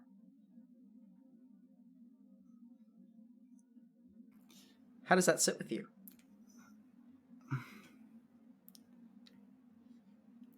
I'm not sure I agree, because I feel like... Yep. How would it sit with you? What is... So I know you don't agree, but how does it sit with you if people do know who you are? Uncomfortable, because I'm not sure that I know who I am. Yeah. I'd like to be able to have people know who I am and be my authentic self. But I kind of just... It feels like my entire life, I've felt like a hurricane that just destroys anything that gets too close. So I try to keep people away. And that's sort of why I evade. And that it's a combination of not wanting to get hurt, but also not wanting to hurt others. So Ghost, I'm going to interrupt you in a very insensitive way. Just ask the group, because I'm going to bludgeon you with a hammer. So So would you guys describe your experiences with Ghost? Would you guys describe him as a tornado that hurts everything in its path? Definitely not.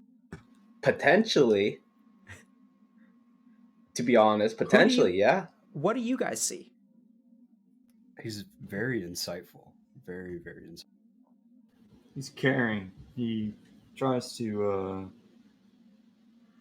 He's always trying to rationalize things in ways and connect to people in ways that way they can feel more personal with what's going on. It's a very, I guess, it's a little selfless thing to do, but it's like appreciated.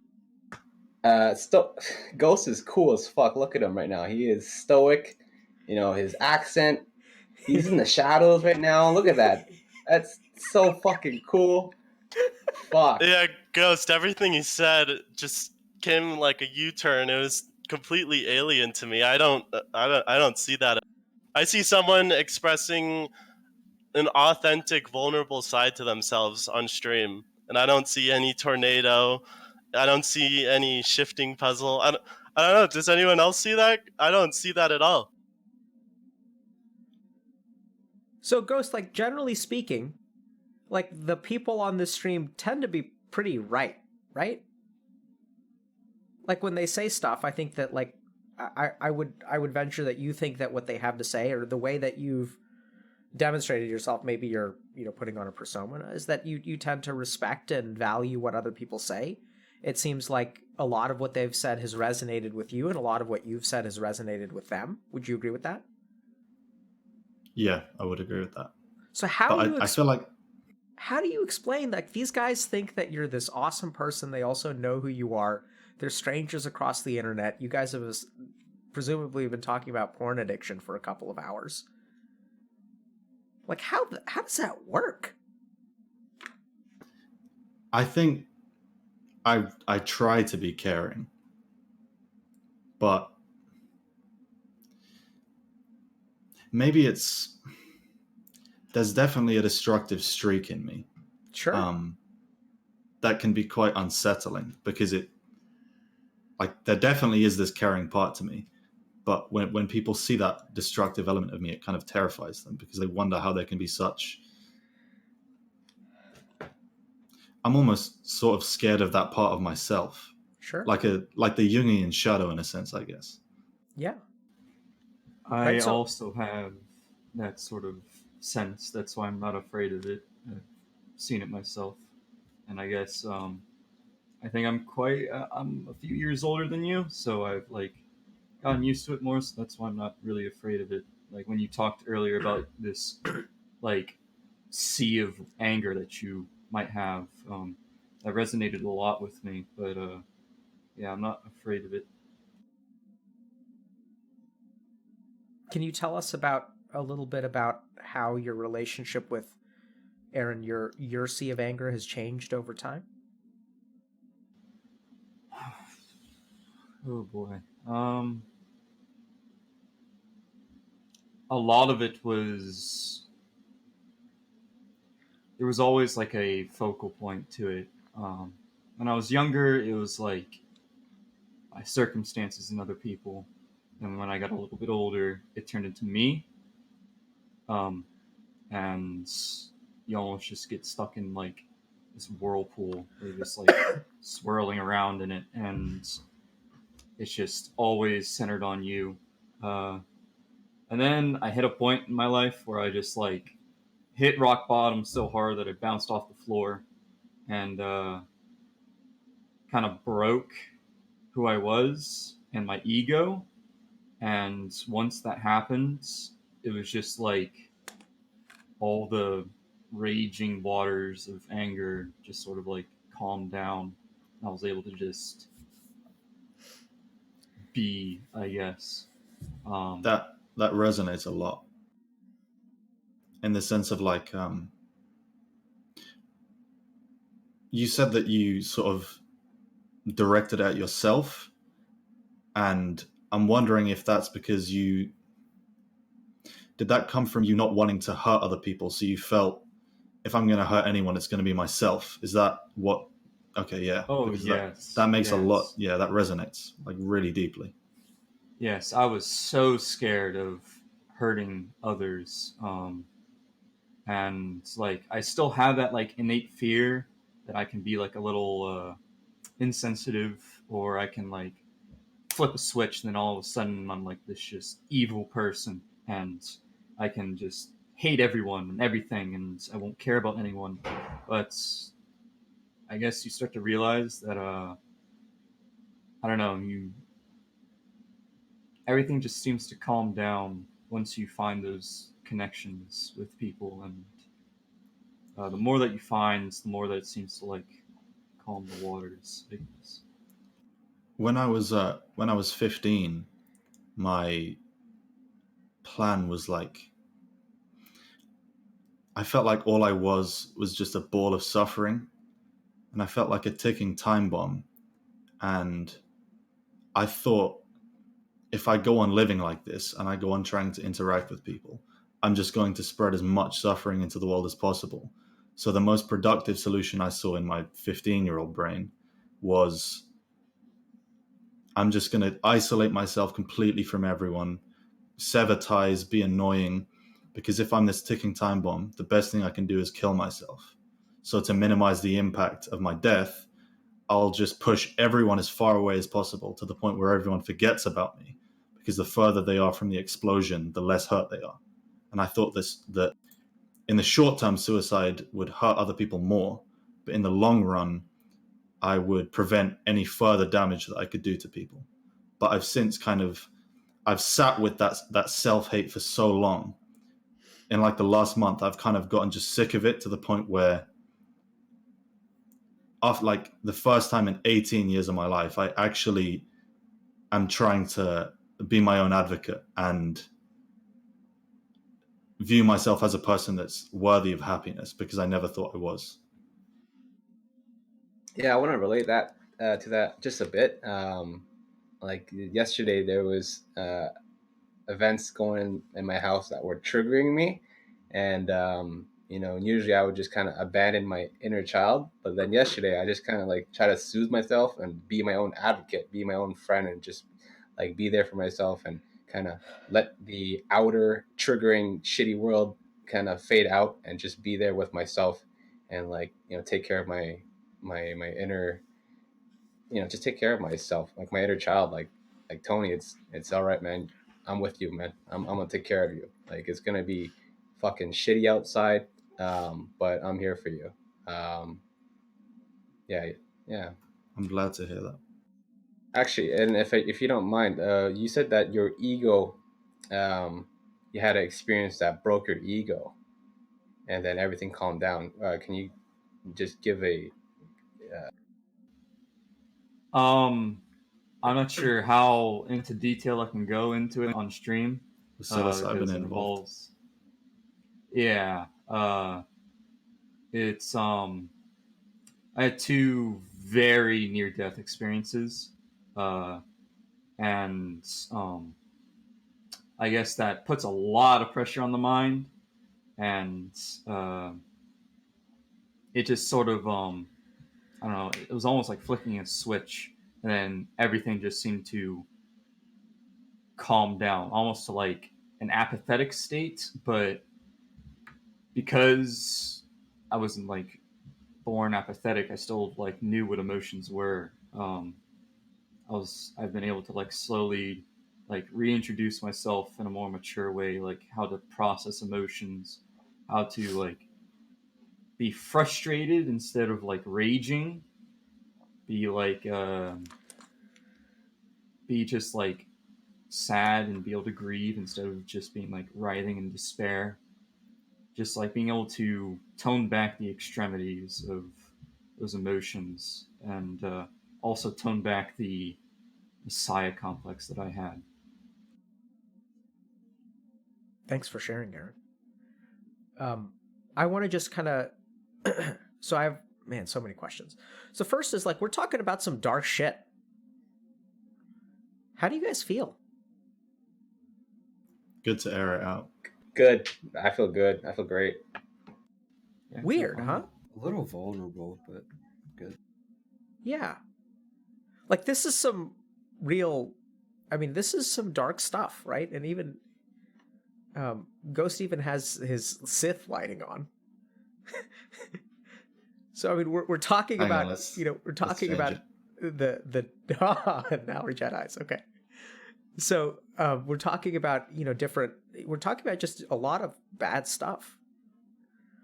And yet, have you guys seen the comments from the comments to the YouTube video of our last session? Not particularly, no.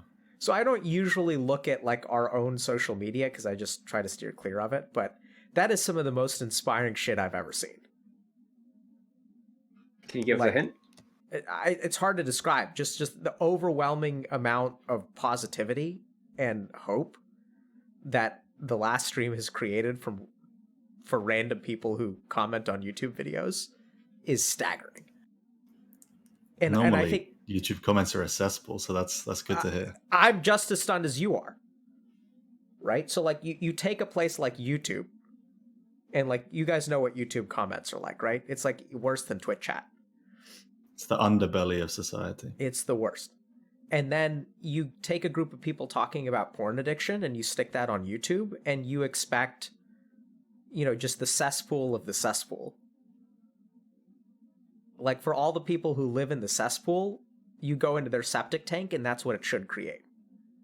Yeah. And yet somehow something very strange is happening here, that you guys are talking about some really dark and bad shit. Right? You're talking about being tornadoes of destruction for the people around you. You guys are talking about gaslighting and abuse and, you know, being angry and suicidal and nearly dying and, you know, walking to death's door and cracking it open a little bit and peeking through and seeing what's on the other side. And yet y'all feel okay. Y'all feel good. We've got Ghost, who's terrified that no one is ever going to understand him because he doesn't understand himself. And then, like, the rest of us are just, like, scratching our heads. We're like, we get you, dude. Like, we understand who you are. And it's so confusing to him.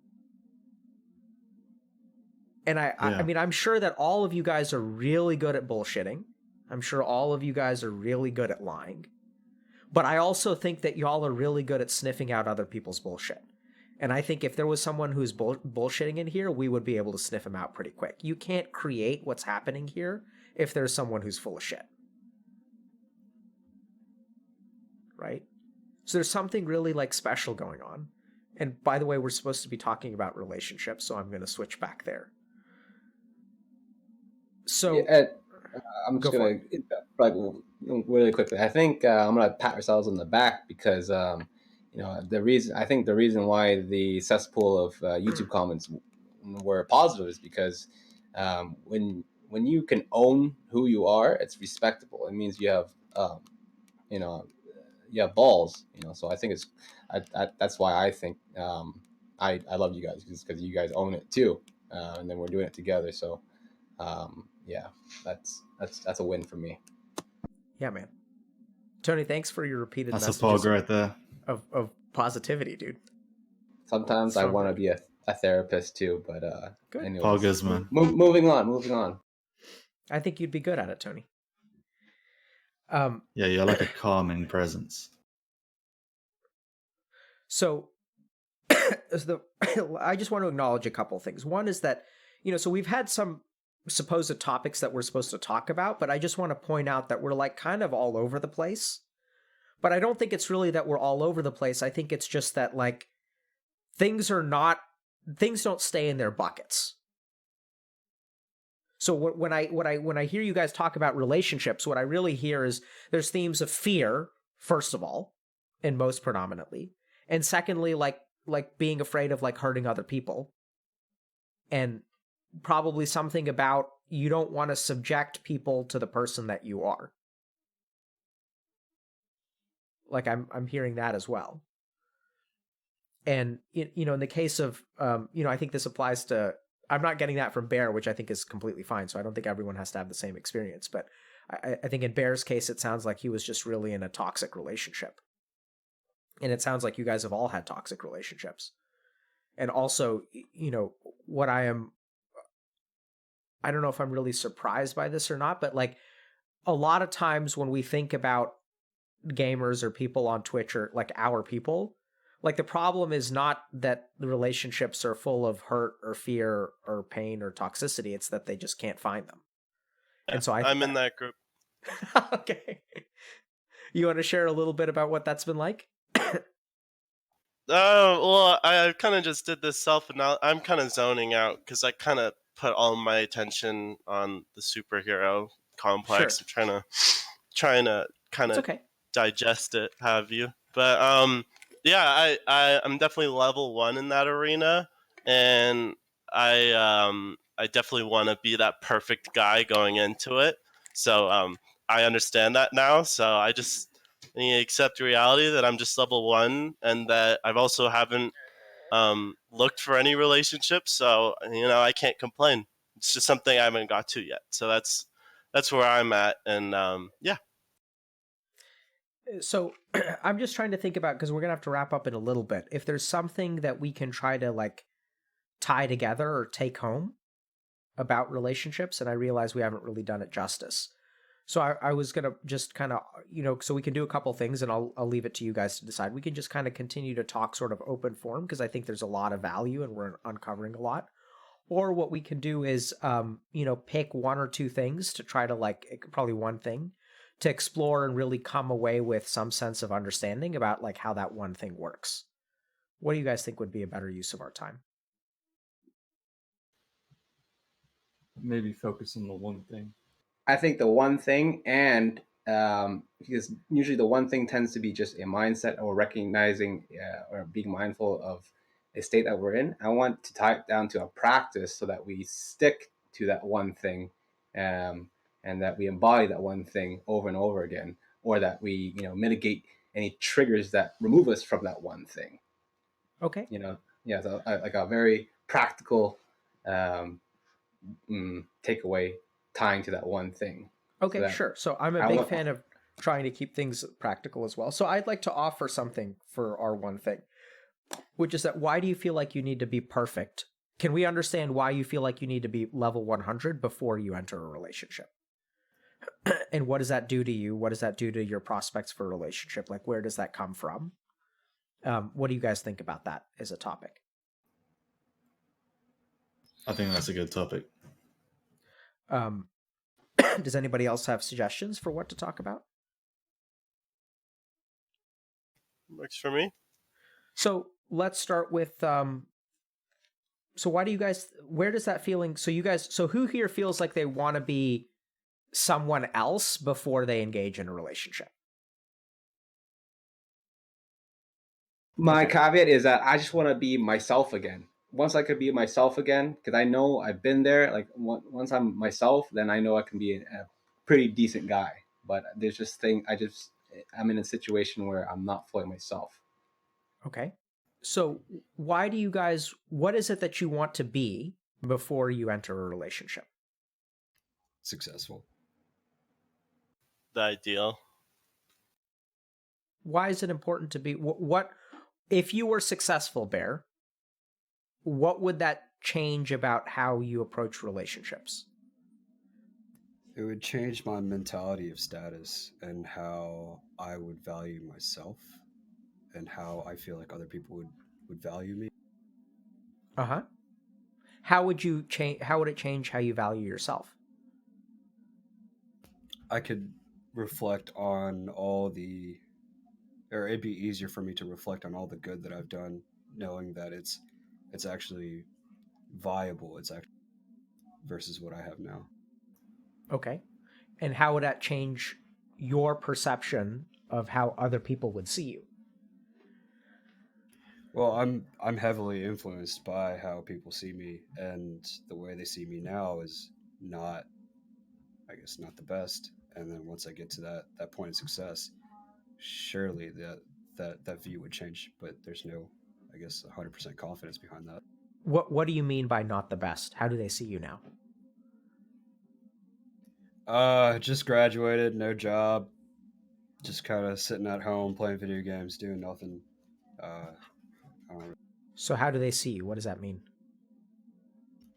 unsuccessful, I guess. When you guys think about how do you get? Okay, so let's just leave it at that. So I'm going to ask a couple other people, right? So Richard, what would you like to be before you enter into a relationship?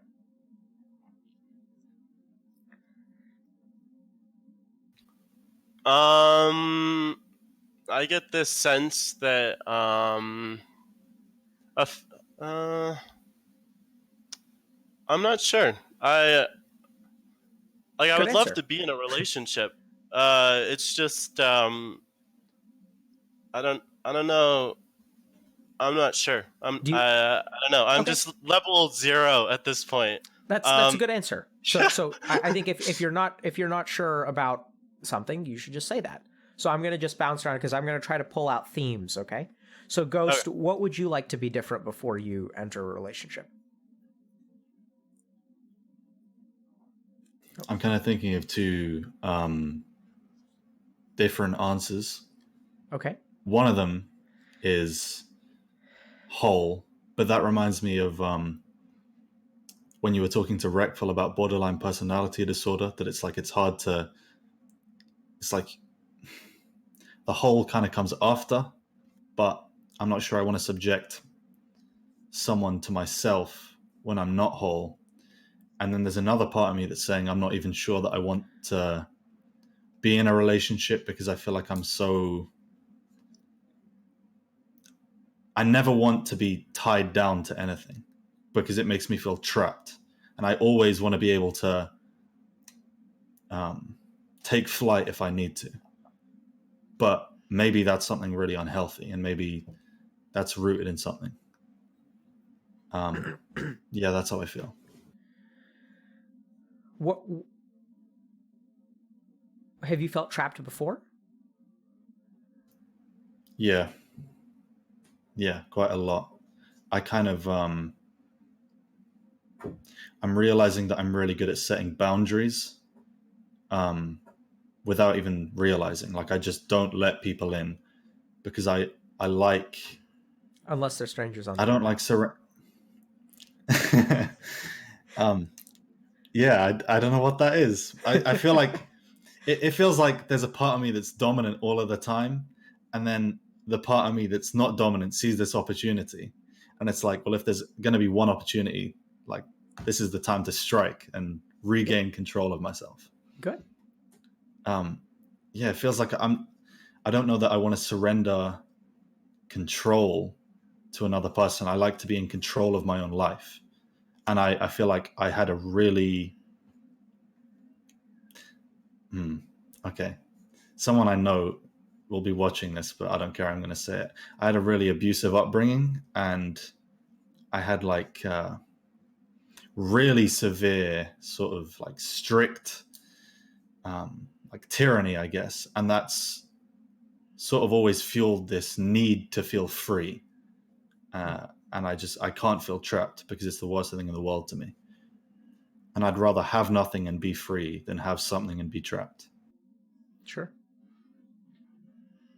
Tony, you said that you want to be yourself again. Can you help us understand who you are now and how you're different from yourself? Yeah, sometimes like Ghost said, like when if he feels whole again, then he'd be all right in I think in a relationship, or he'd be more open to the idea of being in a relationship when he's whole. Because for me, it's like I don't like it when I try to hide parts of myself. When I hide my weaknesses or hide my mistakes or hide little things that I'm not proud of. I don't like the sense of hiding. So once I can overcome those things that I'm trying to hide, then I don't need to hide anymore, right? Then I could just be me and like Authentic. authentic, yeah, free, and I want to be free, and as opposed to being what's called chained down to little petty bits of shame. um, Whether they're petty or deep rooted, I don't know. I just want to be free and like, just want to be me. You could probably, I don't know. Yeah, that's me. Yeah, so the first thing that I want to say is that, I'm just really surprised by how reasonable what everyone is saying is. right? Maybe surprised isn't really the right word, but like I just want to acknowledge, because I think it's significant, that these are very real challenges that you guys face, real experiences that y'all have had.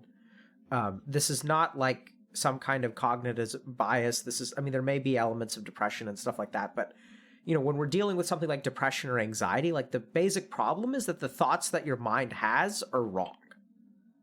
Right? So like if you have social anxiety and you think everyone hates you, like that's a wrong thought. The first thing that I kind of want to acknowledge is that I don't think that there are like wrong thoughts here. I think each of what you guys want before you're ready for a relationship is very like legitimate and real. Right? This isn't pathology on your part. It's just you wanting to be in a different place in your life. Now, I think there are a couple of things that I'm just going to start talking if that's okay, because we've got about maybe 5 to 10 minutes left. So the first thing is, I think all of you guys are thinking that in order for you to have the perfect relationship, you have to be the perfect person. And I think the subtle thing that has been unsaid all along here is that what y'all are looking for is a perfect relationship. Right? Because you're envisioning that if you are a certain way, then the relationship is going to be a certain way.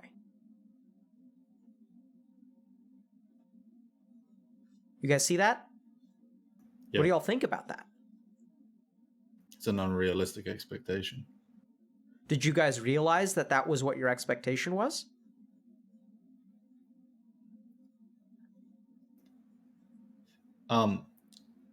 Kind of. It reminds me of a scene from Good Will Hunting. I don't know if anyone's seen it, but like, there's a scene where the main character is saying that he doesn't want to call a girl back because right now in his head she's perfect and he doesn't want to find out and ruin it. And then his therapist says, maybe you're perfect to her right now. And then he says it's not a matter of whether you're perfect or she's perfect, but whether or not you're perfect for each other and whether or not you click with your imperfections. So maybe that's like the most authentic thing you can hope for. Yeah, so I think the subtle thing here is that you guys are wanting to be perfect because you're envisioning... So like you're envisioning this perfect relationship, and for that perfect relationship to succeed, you have to be a particular thing. Right? That's what you're really... Because you're saying like, okay, there's this fantasy in my mind, and unless I am that thing, I'm going to screw it up.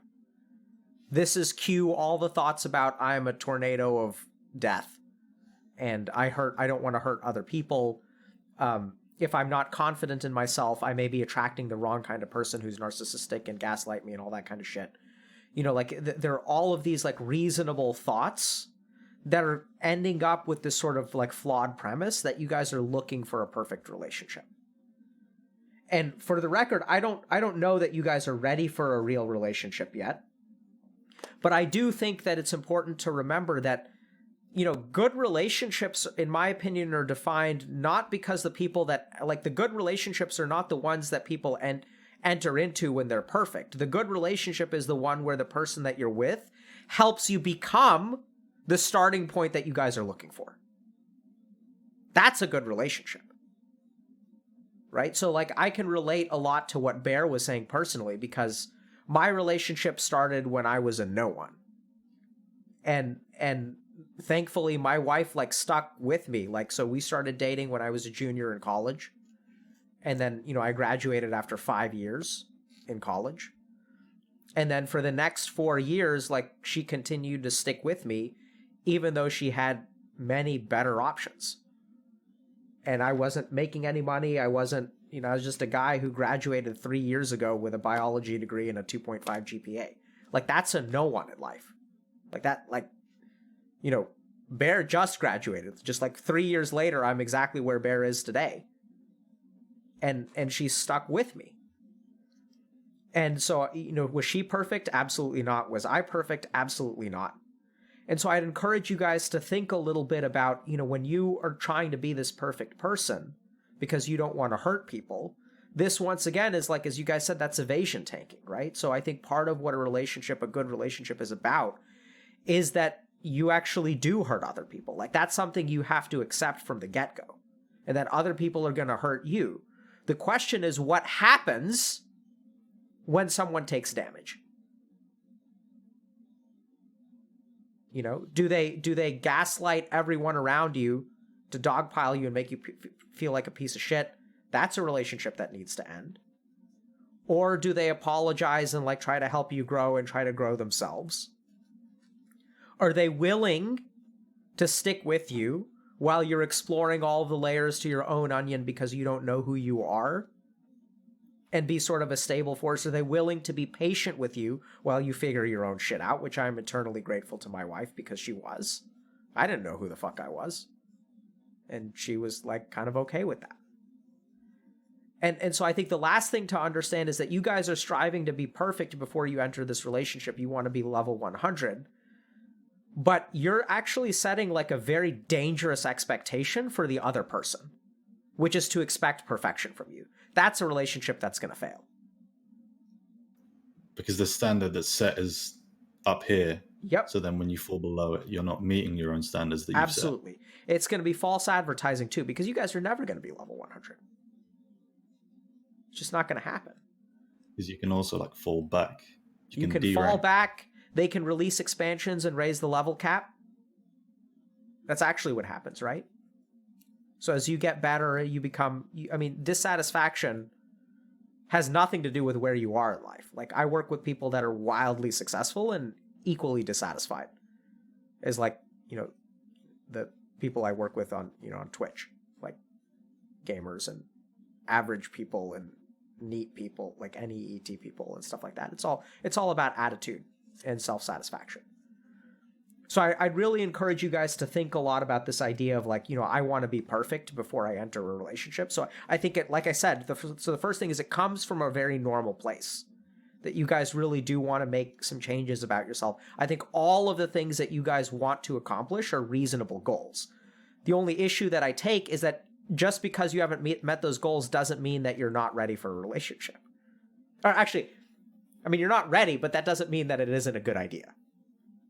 So the last thing is, I don't think you need to be ready. I mean, I fucking wasn't ready for a relationship. Do you think you can ever really be ready? No. Like, and this goes back to the idea of you can only be what you are, right? So the last thing that I'm going to leave you guys with is something even more confusing, a little bit spiritual, which is the concept of karma. So your karma, so you guys don't have to believe this, but just to think about it. So I don't think about karma as being right or wrong. I think about it as a framework that can help us understand certain things about our life. So like we were each given a hand of cards to play the game of life, and that's our karma. I'm not saying it was determined by God or anything like that. I'm just saying that our circumstances are unique, and our circumstances form us into the people that we are today. And so you guys can't be anything but what you were. So Ghost has this issue about feeling trapped because he grew up in a tyrannical household. Like, you can't undo that. You don't get to re-roll. Right? So that's just what you deal with. That's your karma. And also to understand that you can't expect yourself to be free of that. You can't hold yourself to a standard of not being paranoid to being trapped, because that's what you fucking are. You're paranoid of being trapped. So be it. That's the hand that you were dealt. That's your karma. So play that hand. It doesn't mean that you can't win the game. And so whether it's a couple of near-death experiences, a narcissistic partner who gaslighted everyone around you, you know, non-ideal modeling for what a relationship looks like, or a fear of being trapped and paranoid, or even not even knowing what you want from a relationship because you're level 0. All of those are your karmas. Those are your unique set of circumstances. You can't be anything but what you are, because that's the hand that you were given. And you've made choices in the past, but just because those choices were a mistake before doesn't change the fact that you made those mistakes and you have to deal with that shit today. Right? So you, like, even today, every day you have the hand of cards that you sort of determined the day before and the day before the day before. And you can regret playing that hand a particular way, but you still have to deal with the aftermath of who you are today, which is imperfect and not ready. And completely okay.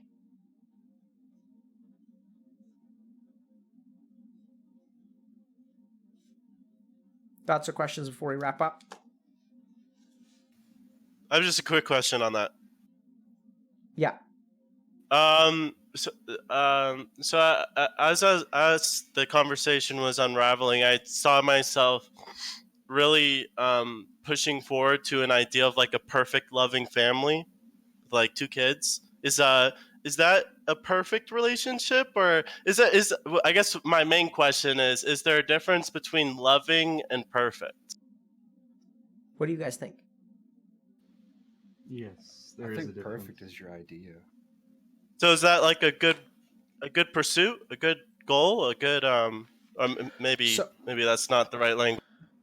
so I'm going to sort of turn that question on its head. I think what's perfect is what is. Right? So like if you walk outside and you look at a flower, that flower cannot be anything but what it is. It can't be in a different place. It can't be a different color. So if you really look at it from a yogic perspective, the idea of perfection is just a false thing because the only thing that is what is. You can't stop making it rain. You can't, change the person that you are. So in a sense, you are perfect. So is it like don't concern yourself with that which you can't control? Like just Absolutely. release any ideas about something that's out of your control completely. Yeah, so just be the person that you are and do the best that you can.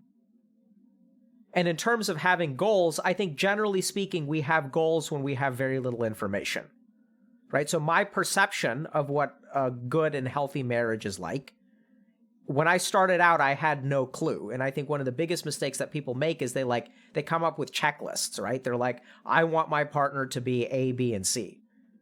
And generally speaking, the more that they adhere to the checklist, just what I've seen in terms of, my friends and people who are my age who get married and don't get married and end up in happy relationships and don't end up in happy relationships, is the people who are obsessed with checklists and like meeting a certain standard are the ones who tend to get divorced or not be married. It's the people who actually like just about every relationship. So when I work with people, in my practice, I see a lot of healthy relationships, and all of them are like deeply flawed at the very beginning. It's like people getting together with people that they really should not get together with, right? So like, asking an 18-year-old to marry you when you work at Chili's seems like a terrible idea. And it is a terrible idea. But bizarrely enough, girls' parents were okay with it, and they're like happily married now. What is this? Something like 18 years later. Right? So like don't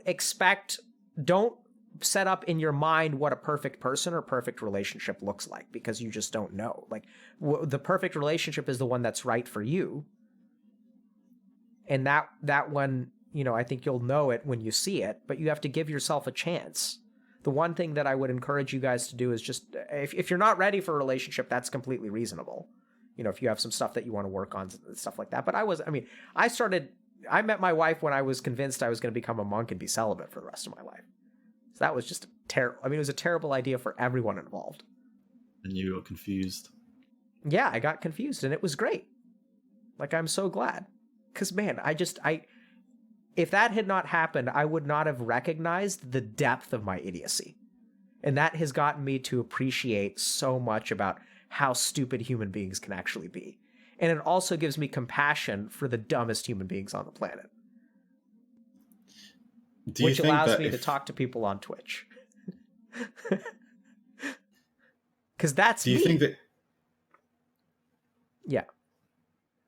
If you hadn't met your wife and you had become a monk, do you think you would have lived a happy life, and that version of you would now still be glad of making that choice? Like, do you think you just have to accept whichever path you end up taking? I think there's only one path. Okay. Right?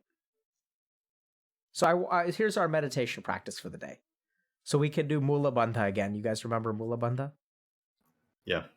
So Mula Bandha is, so we're going to contract the perineum, which you guys can, try this at home if you want to, but okay. So Mula Bandha is so Tony and Bear. So you guys know how to flex your penis up. So go ahead and pull that muscle, and notice when you pull that muscle that your anus contracts. I'm not trolling you guys, seriously. It's just I'm really not trolling you. Kegels, right? Kegels. Yeah, Yeah. like Kegels, exactly. So basically, Mula Bandha is contracting that muscle for a period of like 3 to 5 seconds, and then relaxing, and then contracting and relaxing. So let's practice. So contract, 1, 2, 3, and relax. And then contract again, 1, 2, 3, relax. Contract, 1, 2, 3, relax. Good, so continue practicing for, let's say, another 30 seconds.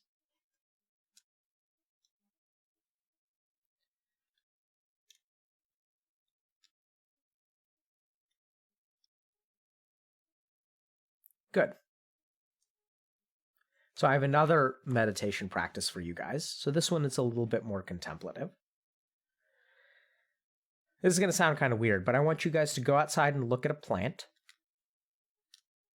And then ask yourself, is that plant perfect? And could that plant be anything else? And I know you can think of an answer as you sit here and you imagine the scenario, but part of a meditative practice is actually go outside and look at it and contemplate it and use that sensory experience. Okay? How you guys feeling? Good. Calm. You guys, how do y'all feel about your future? Confident. Ghost, are you ever going to get to the bottom of the onion? Shrek. Huh? Shrek. I think I am. Okay. Bear, are you going to be successful? Just as long as I take the steps I need to, right? Yep. The only steps you can take. One layer at a time. One layer at a time. That'll do, donkey. That'll do. So That'll do. I don't have specific questions for each and every one of you, but I think let me just see what I can pull out. So if for Aaron, I guess my question is death inevitable? Are you going to drown? Be honest. One day in the very, very, very far future. We'll take When the what we time can is get. right. When the time is right. The perfect time, because there's only one path. Yeah, I have too many things, too many ambitions.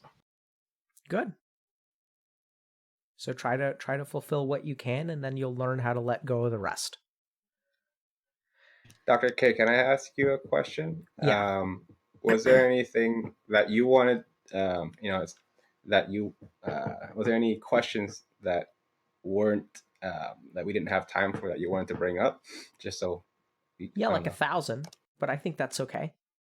That's right? Okay. So I think we got to the questions that we needed to today. And I have perfect. 1,000 ambitions as well. I have all kinds of things that I jotted down that I wanted to ask you guys about. And what do you know? Those, we didn't have time for those. Those questions are unfulfilled. We may never get to them. And yet, this conversation was perfect. It's what it needed to be, and you guys are what you need to be. And that's just how it works. So take comfort in the fact that that's how it works, guys. We couldn't have asked any more questions, and we couldn't have asked any fewer. We asked what And we you'd did. go insane if you tried to change, like, if you tried to really focus on those things and didn't just see it as perfect as is. Very well said, Ghost. Why the fuck do you think everyone is going crazy? Because that's what you try to do in your life, right? Just think about that for a second. You try to ask all the questions. You try to fulfill all the ambitions. You try to be the perfect person for a relationship, and then everyone goes insane. Like, why do you guys think this is so successful on Twitch? It's because everyone is doing what Ghost is saying.